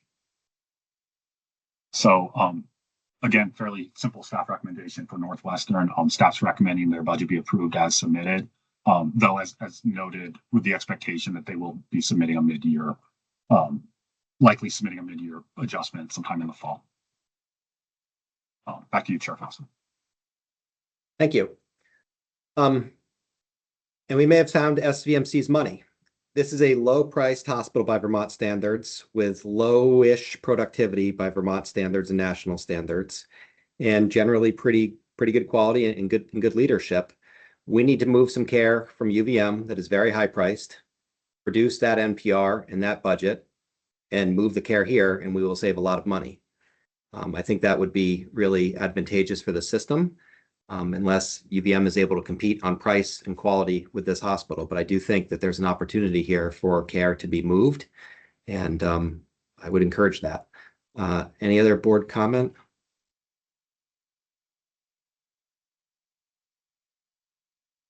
Okay, hearing none. Healthcare advocate, do you have any comments? Nothing from us. We support it, this recommendation. Great. Mr. Wright, are you here? I am. Thank you, Chair Foster. I appreciate your work, the other board members, of course, your diligent staff, and the healthcare advocate for supporting our budget. We commit to continuing to work on the budget as we told you about in our presentation, and have been an active participant in the state's regionalization talks, both in the region that we were identified, as well as reaching over to the Northeast Kingdom, where the northern and eastern parts of our service area touch and can benefit. More importantly, we're also trying to engage on a statewide effort with the use of our collaborative as ways to continuing to reduce budget and spend, not only in hospitals, but for FQHCs and home health agencies, as well as other strategic partners in each of our 7 hospital member areas. So we continue to exert leadership and work to be a lower cost provider. We're very proud of all the statistics that your staff put up, and very aware of the productivity statistics as well. While they've improved, they can absolutely be better, and we're planning active conversations with each individual members of our medical staff on how to improve and get closer to the 50th percentile over time. We have added a general surgeon, and we expect those wait times to improve as well. Finally, we're all anticipating and going through a very diligent process to formulate a comprehensive budget for you to review round 2, and as our promise before the end of the calendar year, which will commit to embracing the regionalization effort and all the other efforts. And we're in active dialogue with University of Vermont Medical Center leadership staff about how to redirect more of the care of the citizens of Franklin and Grand Isle County who are seeking care in the south back home, and how we can be a lower cost alternative for anyone seeking care there to improve access and reduce the overall healthcare spending. So thank you for all the kind comments that you and the board, the healthcare advocate and the staff have shown to us. And I just want to say you can continue to count on us to meet those expectations and lean in hard as we look to reduce cost and transform the way healthcare is delivered in the state of Vermont. Thank you very much for your work, Mr. Wright. Let's keep going. Next hospital, please. Thanks, Chair Foster. My colleague Emma Renier will be presenting Mount Scottney's recommendation. Thanks, Matt. So just jumping right in, Scottney's submission was considered complete and on time. They quickly responded to any requests that we had, and we had no issues overall with their submission.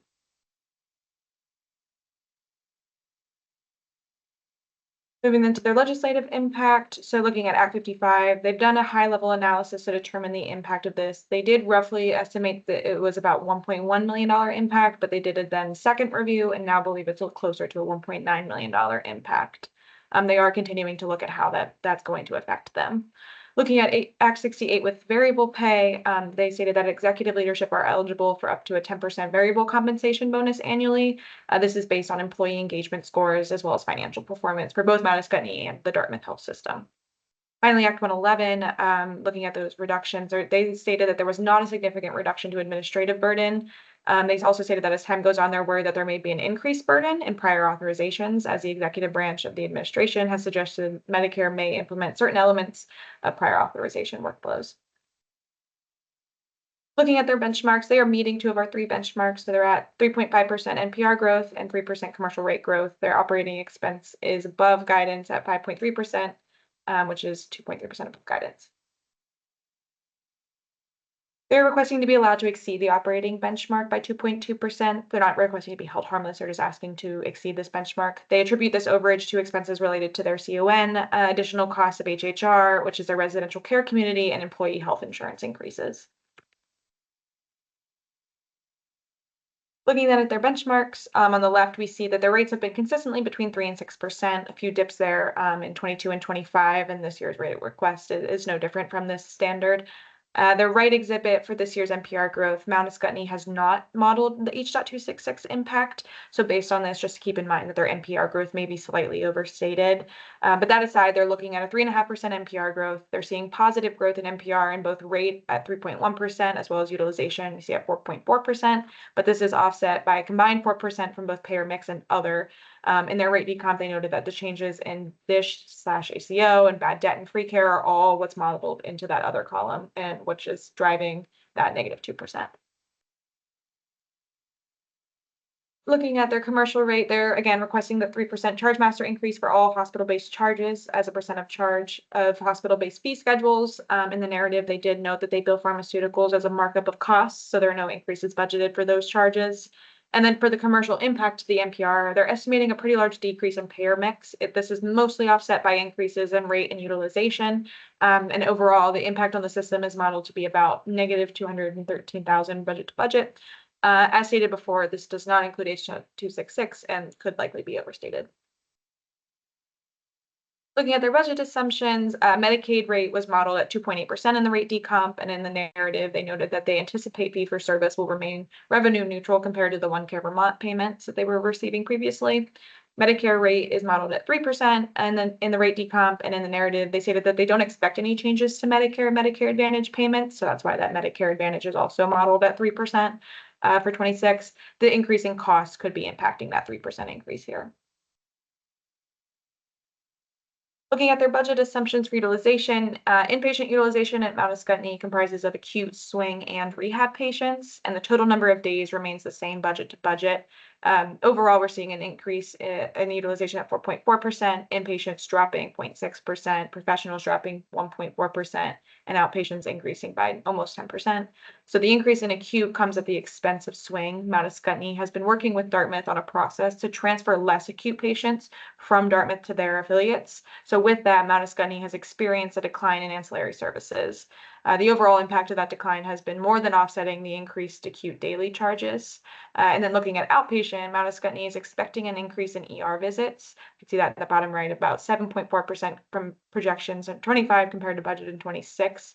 But they now have Dartmouth health doctors in Mount Ascutney ER and believe that this will be a selling point for them.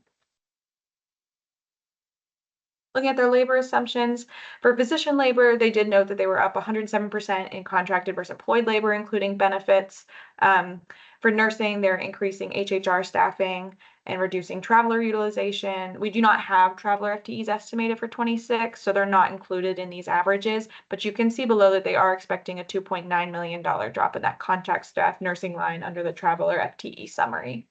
To the right, you can see a pretty large drop in non-clinical. That's due to 20 FTEs going to Conifer for the revenue cycle outsourcing. This was previously reported under salaries and is now reported as a purchase service. So that may be that is what is attributing to that large drop in non-clinical.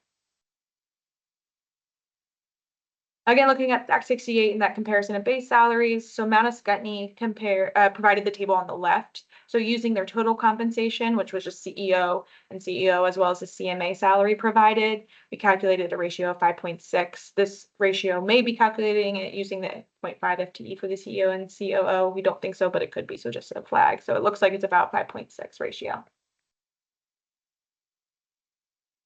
Looking at their previous assumptions, starting with their expenses on the bottom right, we see, as well as the line graph, we see that Mount Ascutney is quite good at budgeting their expenses. The largest variance in expense was just 3.2% over budget, and that was in FY22, where hospitals are still dealing with the impacts of COVID, and many were more off that year.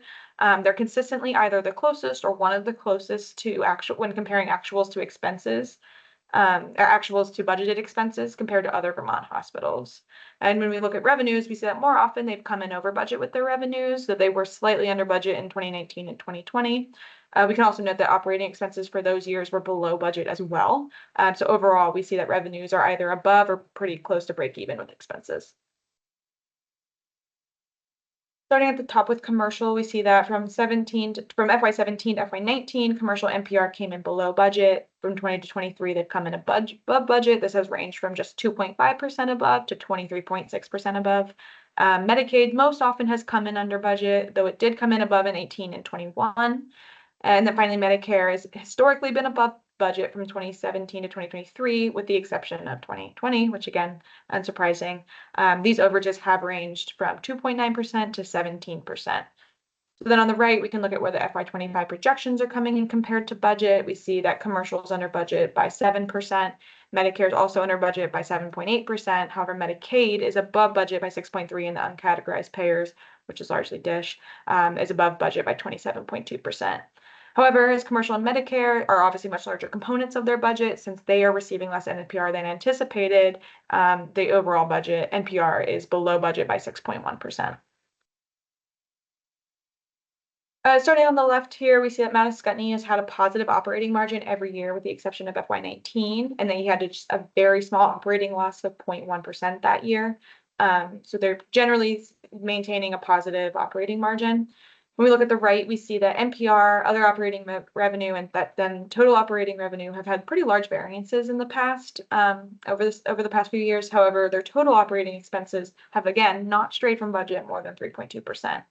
Again, keeping those operating expenses in check is likely what has led them to have that positive operating margin and a higher operating income compared to budget most years. Looking at days cash on hand, we see there was an increase from FY17 to FY21 before dropping again closer to 220. Budgeted days cash on hand for 26 is expected to be 186 days, which is a drop from the 25 projections, but is still considered strong according to the S&P Global Ratings. Days in patients accounts receivable decreased year over year from 17 to 22 before then increasing through 24. The 26 budget is lower than 25 projections at about 40.8 days. This is considered average performance. Finally, age of plant has been relatively stable, especially compared to some of the other Vermont hospitals. It's currently budgeted for FY26 at 11.6, which is a drop from the 25 projections, and this is considered adequate according to S&P Global Ratings. And again, for most hospitals in Vermont, this is lower. Looking at their variation across payers, we see that there is consistency across the selected services for all 4 payers. We do see kind of an increase in reimbursement as we progress through this chart. So Blue Cross and MVP are at 89 and 91%, then Cigna and United at 93 and 95% respectively. So looking at across Blue Cross and Cigna across hospitals, we see that there's consistency between these two payers in terms of being above or below average.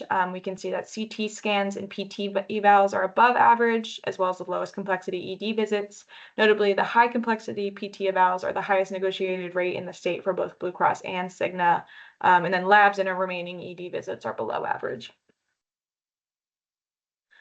Looking at measures of efficiency, we see Mount Scottney is above the average for NPR, operating costs, and operating profit for adjusted discharge. NPR is higher than their operating costs, giving them that positive operating profit per adjusted discharge of $4,462. And just a note that this, pretty significantly higher. They're clearly not the highest in the peer group, but higher than average for these is likely due to the types of services that Mount Scottney provides.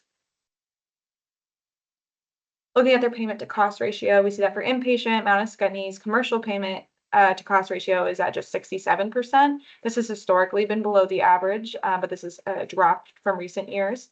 Medicaid's about on par with the average at around 58%, and Medicare, again, for both inpatient and outpatient, is going to be at 99% due to the cost-based reimbursement, and that'll be true for the remaining critical access hospitals as well.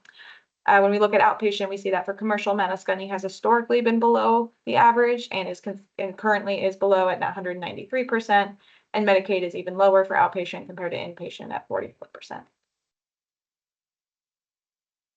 Looking at their productivity in the work RVUs on the left, we see that just 2% of FTEs are below the 25th percentile, 39% are in the 25th to 50th percentile, and then 58% are in the 51st to 75th. They don't have any above the 75th percentile. So this means, again, that 58% of FTEs are above the 50th percentile. This is a huge improvement to last year when 69% of FTEs were below the 25th percentile. So just 69% below the 25th, now 58% above the 50th. Of the 9 specialties reported this year and last, 7 of them have improved. Reporting overall has also improved this year. Last year, they were only benchmarking above or below the 25th percentile, and now we have actual percentiles for each specialty. So we're seeing great improvements in productivity at Mount Scottney compared to last year. So we asked them how they did this, and Mount Scottney attributed this to consistent monthly RVU reporting and transparency, increased provider stability in certain practices, as well as improved stability in practice leadership. So again, just want to commend them for their improvements, not only in reporting, but also in their productivity numbers.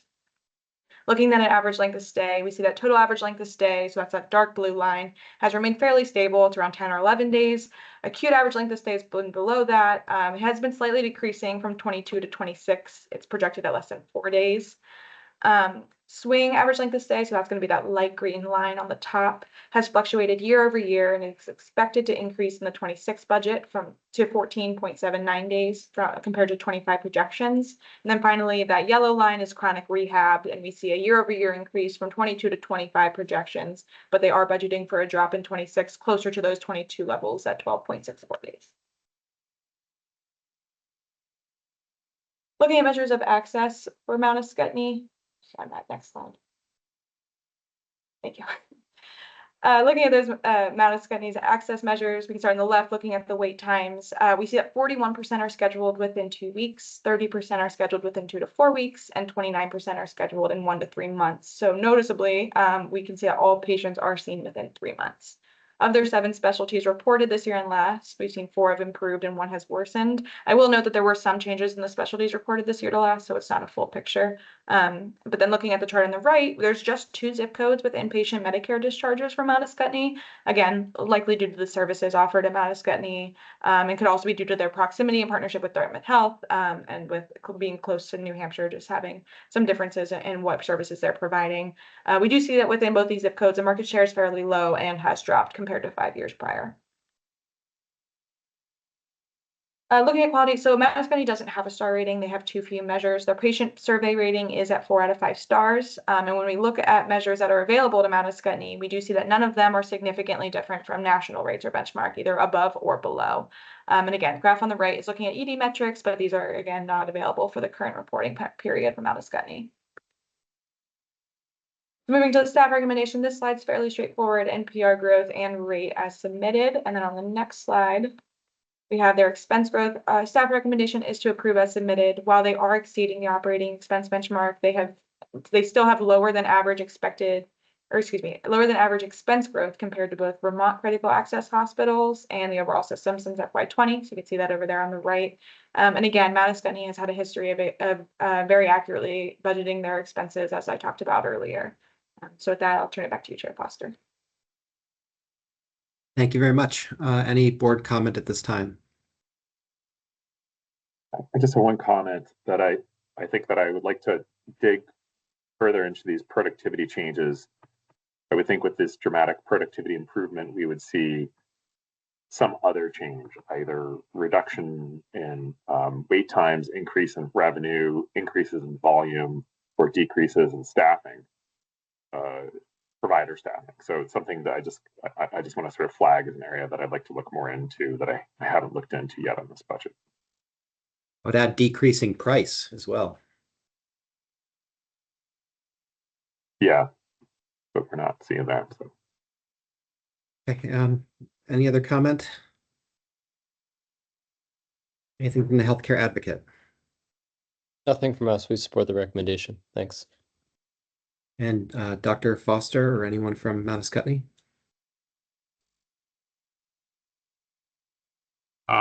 Thank you. No, I really appreciate your support for our budget, a really comprehensive presentation from the staff. And we certainly continue to look at cost savings, especially as we embark on an EMR transition next month. Member Merman, I appreciate your comments. I think that is something that we have done, are beginning to do a deep dive on. We're really proud of what we've been able to do with productivity. And to the points of a decreased cost, I think also expenses continue to increase. Certainly something we're looking at, and I appreciate the comments, and I'm happy to work with you because I have the same questions. Well, thank you very much for your team's work, Dr. Foster. And we will move to the next hospital, please. Thanks. My colleague Janelle will present Springfield's recommendation. So Springfield met the submission deadline and they were communicative with GMCB staff. All good there. Legislative impact. Springfield is a critical access hospital that is not in a network, so they are not impacted by Act 55. For Act 68, they do not utilize variable pay for leadership and have no intention of doing so. And for Act 111, the RFI was a little tricky to spot that question. So, and I just realized yesterday that I think it might have slipped through the cracks. So I'm going to reach out to them and see if they can answer that for us. Sorry about that. For the benchmark, Springfield is requesting to exceed the guidance benchmarks for both NPR and operating expense at 8.3 and 10%. This is partially due to bringing on ER staff that they will now build to the hospital. There's also an overall growth strategy at Springfield right now as they try to bring back volume they had lost previously. The commercial rate growth, however, is at guidance at 3%. So Springfield is asking to be held harmless for exceeding benchmark expense by 10%. The ER, in their narrative, they attached an appendix that outlined items that they requested to be held harmless for. We'll walk through those in some future slides, but it's the ER provider billing impact as well as some additional items. Springfield is also requesting to exceed the NPR benchmark by 8.3%.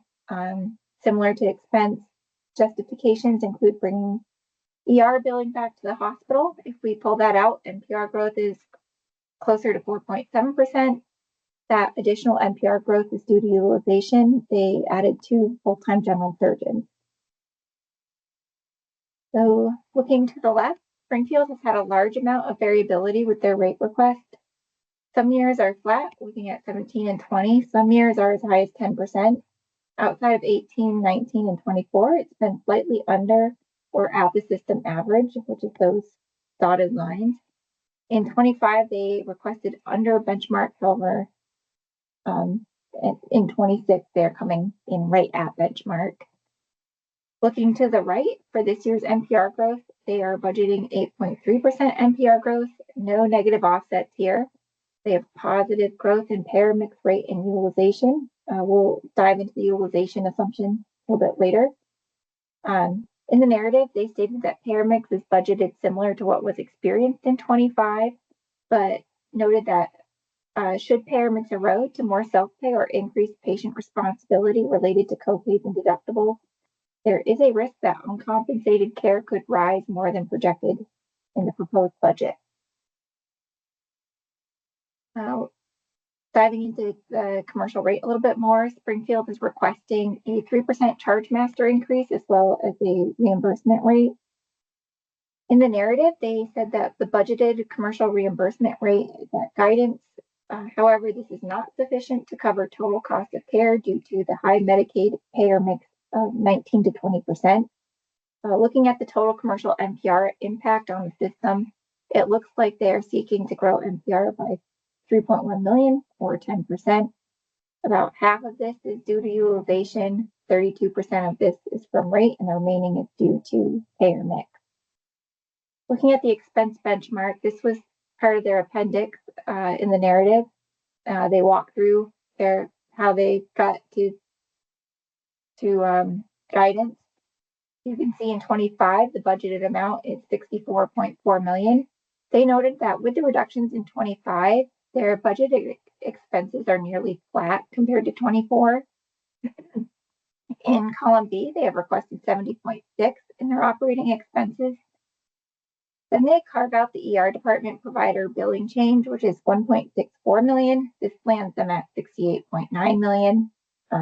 That results in about 7% expense growth. Springfield then requests to be held harmless for an additional 2.6 million. They provide a breakout of those expenses in the next slide, but this is what would bring them in line with guidance. So jumping to the next, so they provide a crosswalk of that additional $2.6 million. Some carve-outs include a second permanent surgeon and physician fees, higher than expected pharmacy drugs, wage increases due to difficulty with recruitment, additional ER security from Act H.259, among some other things. As mentioned earlier, they also stated that their 25 expenses were budgeted to be flat compared to 24, which is a challenge given their current strategy is to bring back volume. For public payer assumptions, Springfield modeled a 0% increase in the rate decomp, and this is in line with what they stated in their narrative.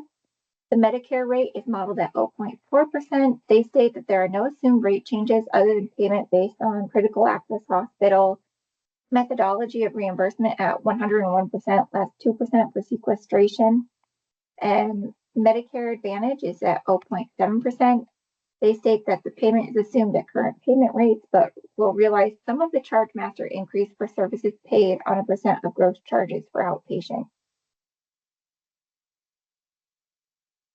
Looking at their utilization assumptions for inpatient, Springfield is seeing an increase in NPR. It looks like utilization, so they're seeing an increase in inpatient in NPR. In utilization sheet, they are budgeting patient days to be flat. Just as a reminder, in the NPR, it's budget to budget. In the utilization sheet, that's projected to budget. So they are expecting to see an increase in inpatient med surge and swing.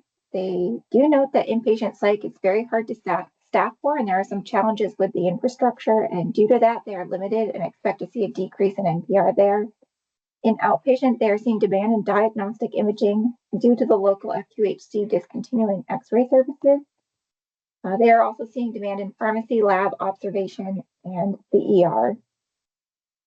Moving on to labor assumptions. Overall, they are only expected to increase 1% projected to budget. They are raising nursing wages to the 50th percentile in hopes to reduce contract labor staffing costs, which when we look at the traveler FTE summary, it's budgeted to drop by 9.9 FTEs. Physician fees are projected to remain relatively flat. They're losing an ortho surgeon. They're switching to locum on-call coverage during peak ski season, but say this is overall going to be a savings. They were able to recruit a general surgeon, which has been partially staffed by per diem and locum providers prior. And for contracted physicians, they're expecting a slight 1% increase over 25 projected, but a much larger increase over 25 budget of 22%. This is related to the new emergency department provider group and the jump in contracted anesthesia with the contract renewal.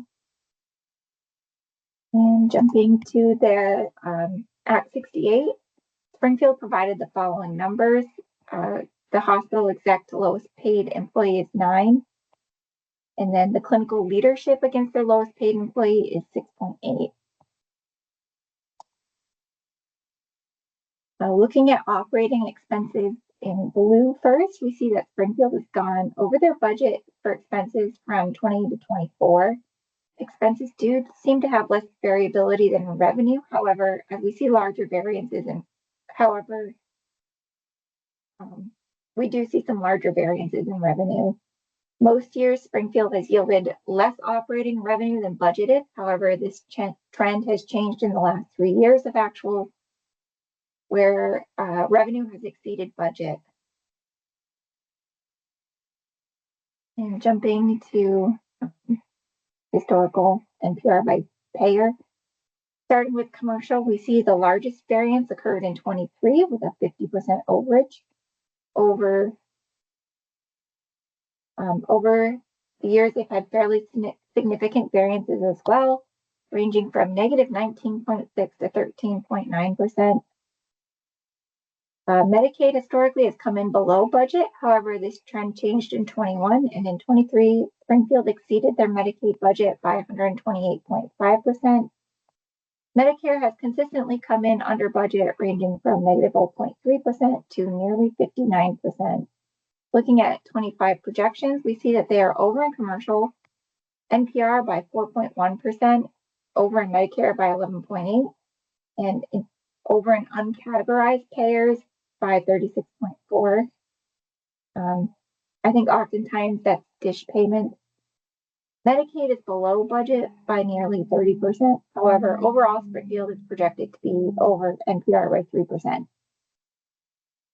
Moving on to more assumptions. Left, we can see that Springfield has had negative operating margins every year except for 21 and 22, which could be impacts from the pandemic. On the right, we see that historically Springfield has not met their budgeted NPR, but has gone over budget in other operating revenue. Expenses have gone over budget since 2020, and operating income has more often come in under budget. So looking at their financial health, looking at days cash on hand, we see that Springfield has had very little cash since their bankruptcy. They're able to grow to about 70 days cash on hand in 22 and 23, but this is dropped back down to 33 days in their 26 budget. This is considered highly vulnerable according to S&P Global Ratings and among the lowest in the state. Turning to days patient, do you want to jump back? Sorry. Turning to days patient accounts receivable, it's increased significantly over the last several years, and though it is budgeted to be lower than 25 projections at 70.6 days, this is still considered a poor performing accounts receivable. And age of plant increased year over year from 17 to 23, though it began to drop in 24 and is now at 8.2 for 26 projected. It's accurate. This is considered extremely strong and is a great improvement over a highly vulnerable age of plant, even compared to 25 projections. Jumping to price transparency. First, we see that there are no negotiated rates for MVP and United. I do want to note that this data was pulled earlier than the most recent file available on their site, which appears to have rates for both MVP and United. Then for the selected service available, Cigna reimburses at 70% and Blue Cross reimburses at 76% of growth. And comparing it amongst other Vermont hospitals, first we can see that nearly every service is below the average. The only one that is not is only a few dollars over the average. Springfield has the lowest negotiated rates in the state for colonoscopies for both pairs, and the same is true for the highest complexity PT visit. They also have the lowest negotiated rates in the states for Cigna. For two of the PT evaluations and for the second highest complexity ED visit. Overall, I think the takeaway is we see low rates across the board for Springfield. Moving on to their efficiency.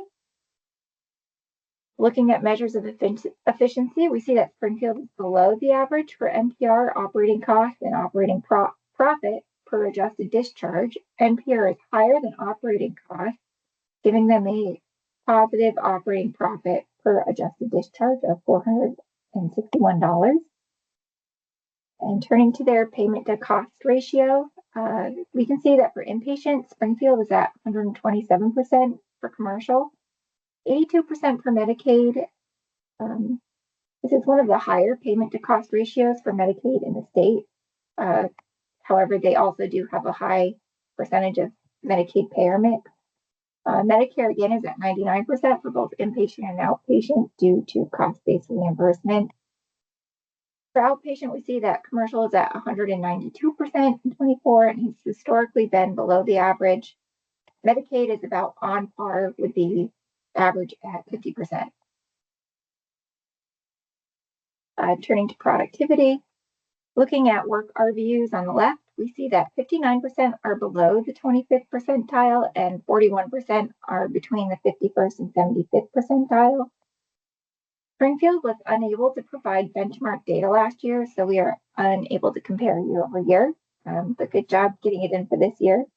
Looking at the average length of stay, we see that data is missing from 22 to 24, and 25 projections are equal to 26 budget. Due to this, we can't see trends over time, but we can see that 26 budget, that chronic rehab is at, I believe, inpatient psych. Average length of stay is at 9.6 days. Swing is at 8.10, and acute is at 3.57.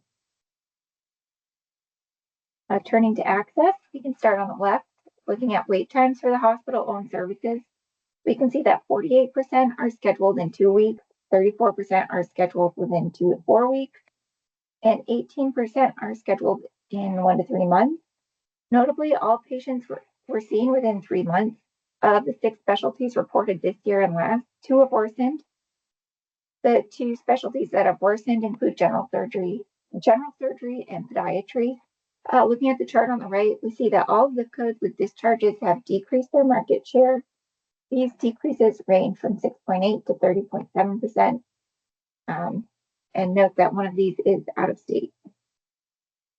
And turning to quality, Springfield's current star rating is 2 out of 5, and the patient survey rating is unavailable. Springfield has not historically had a star rating, and this rating is based on inpatient services only. Springfield's death rate and return days for pneumonia patients are worse than the national rate and expected. The graph on the right is looking at some ED metrics. However, these are not available for the current reporting period for Springfield. And then lastly, for staff recommendations, we recommend for NPR growth that Springfield be approved as submitted. Rate, we recommend approve as submitted, and expense growth also approve as submitted. Great, thank you very much. Any board comment at this time?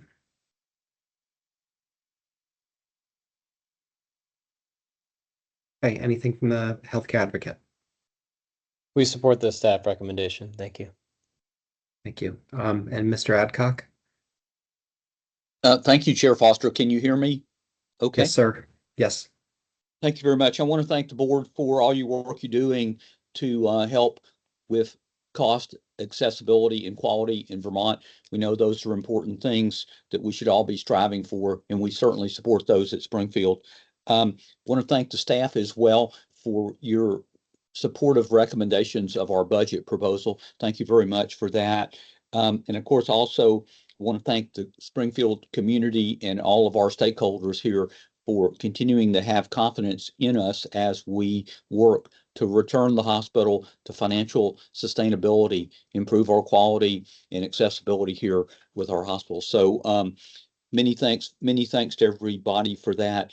I want you to also know that we're completely supportive of healthcare reform in Vermont, and we want to participate in that discussion and be part of that solution as well.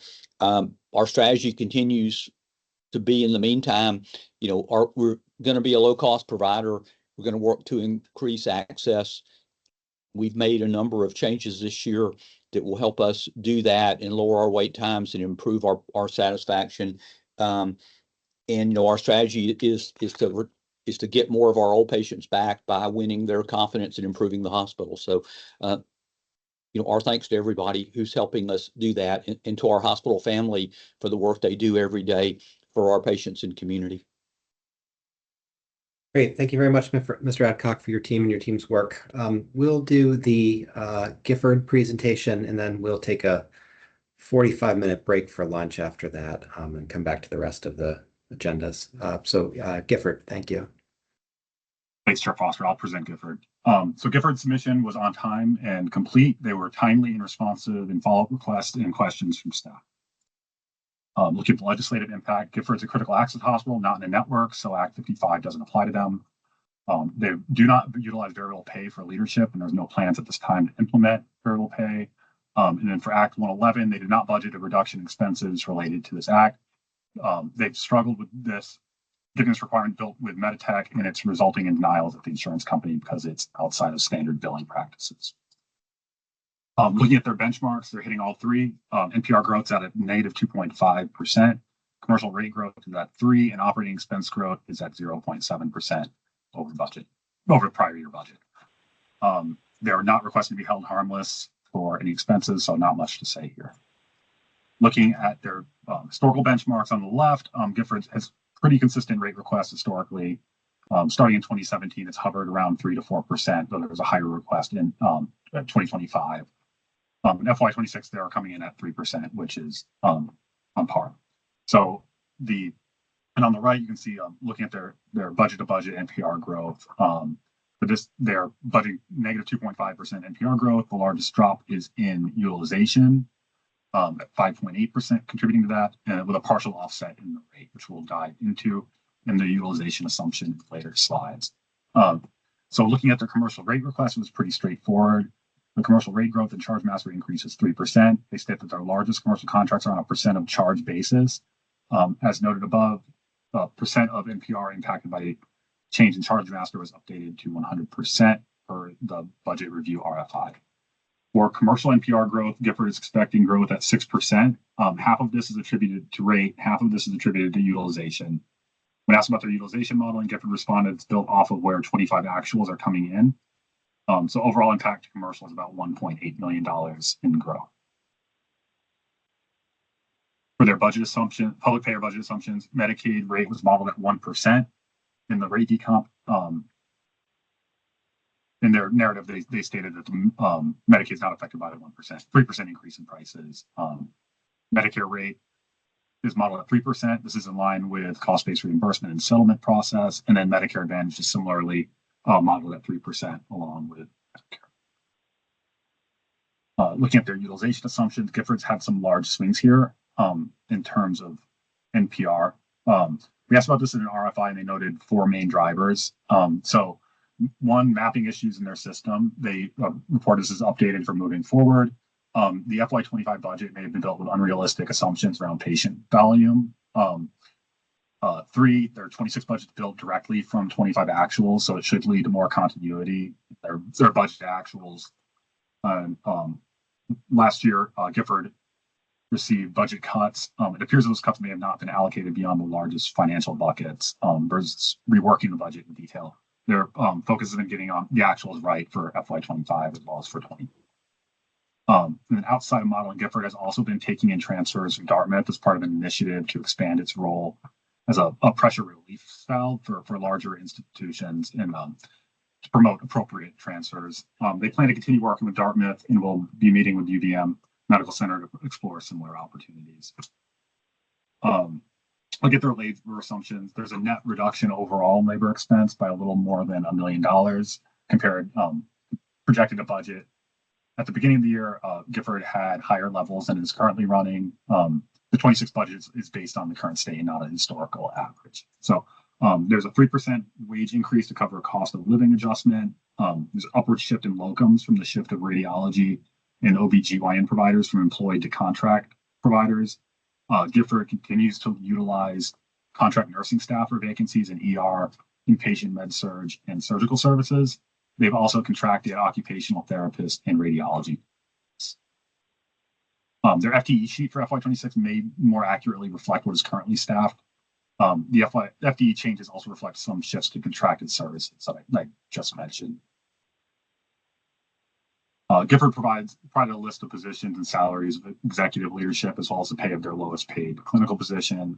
We took a straight line average of leadership and calculator ratio based on the LNA annualized midpoint, came to about a 5.2 to 1 ratio. So just under 20% the executive comp. Looking at their previous assumptions around their previous budgets around operating revenues and expenses. Looking at OpEx in blue first, we see that since FY20, expenses have come in over budget, ranging from 5.7 to almost 17% over. Prior to FY20, expenses tend to come in below budget. Turning to revenues, we see a fluctuating variations. They were under budget from FY17 to 19, and then during the pandemic increased. Again, likely due to some unanticipated or unbudgeted grant funding during the pandemic. Looking at the line graph, we see that prior to FY23, expenses and revenues followed that same trend of being either both under or both over budget. However, this changed in FY23 and 24 with expenses outpacing revenue by a significant amount. Looking at the payer revenue variances, starting with commercial, we can see that Gifford came in under budget every year from FY17 to 23. Medicaid fluctuated between negative 30% to almost 50% variance. Medicare historically has come in under budget as well, though it came in well over budget in FY21 and 22. Looking at FY25 projections, we see commercials coming in at about 12% under budget. Medicare is coming in at 6.3% under, and uncategorized payers are coming in 2% under. Only Medicaid is over at 10.6%. Overall, though, Gifford's projecting to come in 9% under budget. Looking at these more detailed tables on the left, we can see that operating income and margin, as well as total income and margin, have fluctuated from FY17 to FY26 budgets. Currently, they're projecting a loss.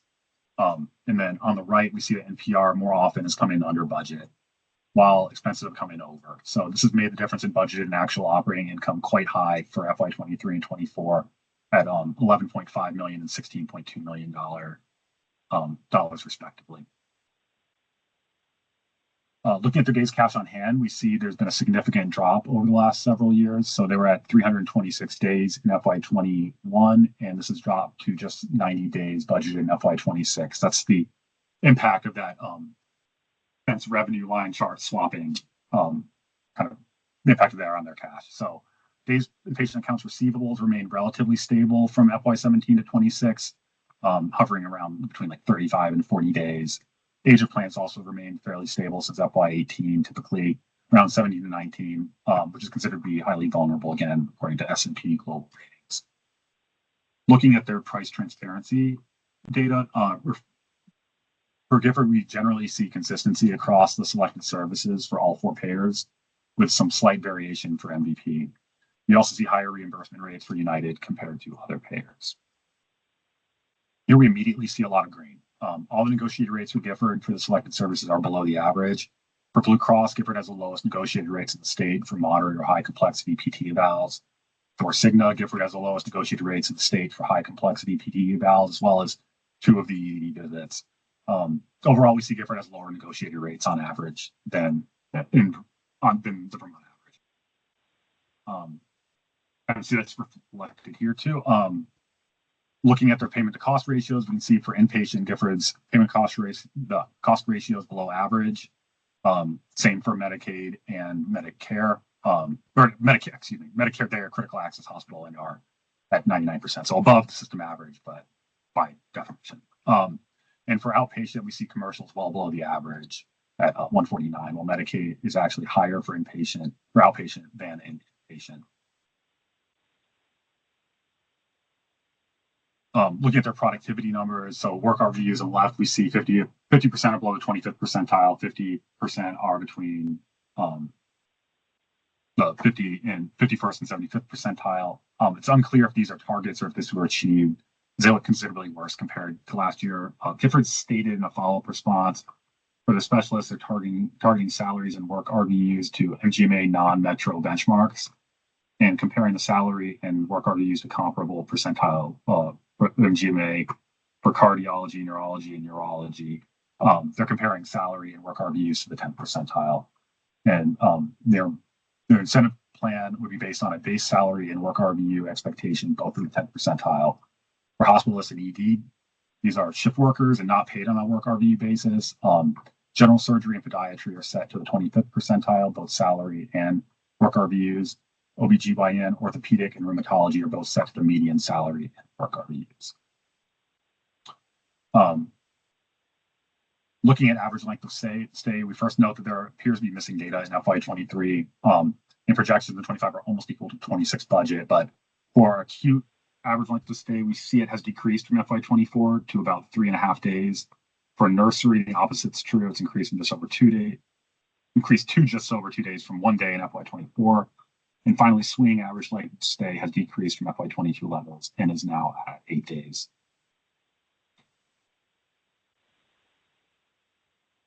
Looking at their access numbers here, we can start on the left. So looking at wait times for hospital-owned services, we can see that 40% are scheduled in 2 weeks, 30% are scheduled within 2 to 4, 24% are scheduled in 1 to 3 months, 4% are scheduled in 3 to 6 months, and the remaining 2% of patients are scheduled more than 6 months.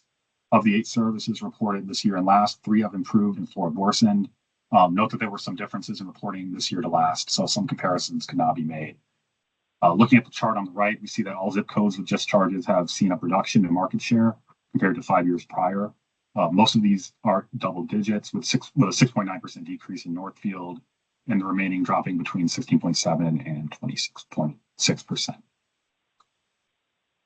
Looking at their quality, their current star ratings 4 out of 5 stars, their patient survey ratings 5 out of 5. Their star rating in Q4 of 22 was also 4 stars, and in April of this year they were 3, so they've risen back now again to 4 stars. Gifford is one of the 2 hospitals in the state that have a star rating of 4. Again, as mentioned earlier, there's currently no 5 stars in the state. The graph on the right is looking at some ED metrics. However, these are not available for the current reporting period for Gifford, so just showing national and state averages there. Staff recommendations for Gifford are simple. NPR growth rate and expense growth is to approve as submitted. I'll pass it back to you, Chair Foster. Thank you very much. Any board member comment? Healthcare advocate? We support the staff recommendation. Thank you. Thank you. And Mr. Costa? Yes, quite simply, we want to say thank you to the Green Mountain Care Board and staff for working with us through this process. And like other hospitals today, we look forward to working collaboratively on the transformation work ahead. I appreciate it, and thank you for the brevity. And we'll vote on this on Friday. So thank you. We'll take a break until we'll take a break till 1:10. Actually, sorry, let's make it 1:15. 1:15 we'll come back, and at 1:15 we'll come back, and we have CVMC, UVM Health Network, and then potential votes on Brattleboro, Copley, Porter, and CVMC. Thank you.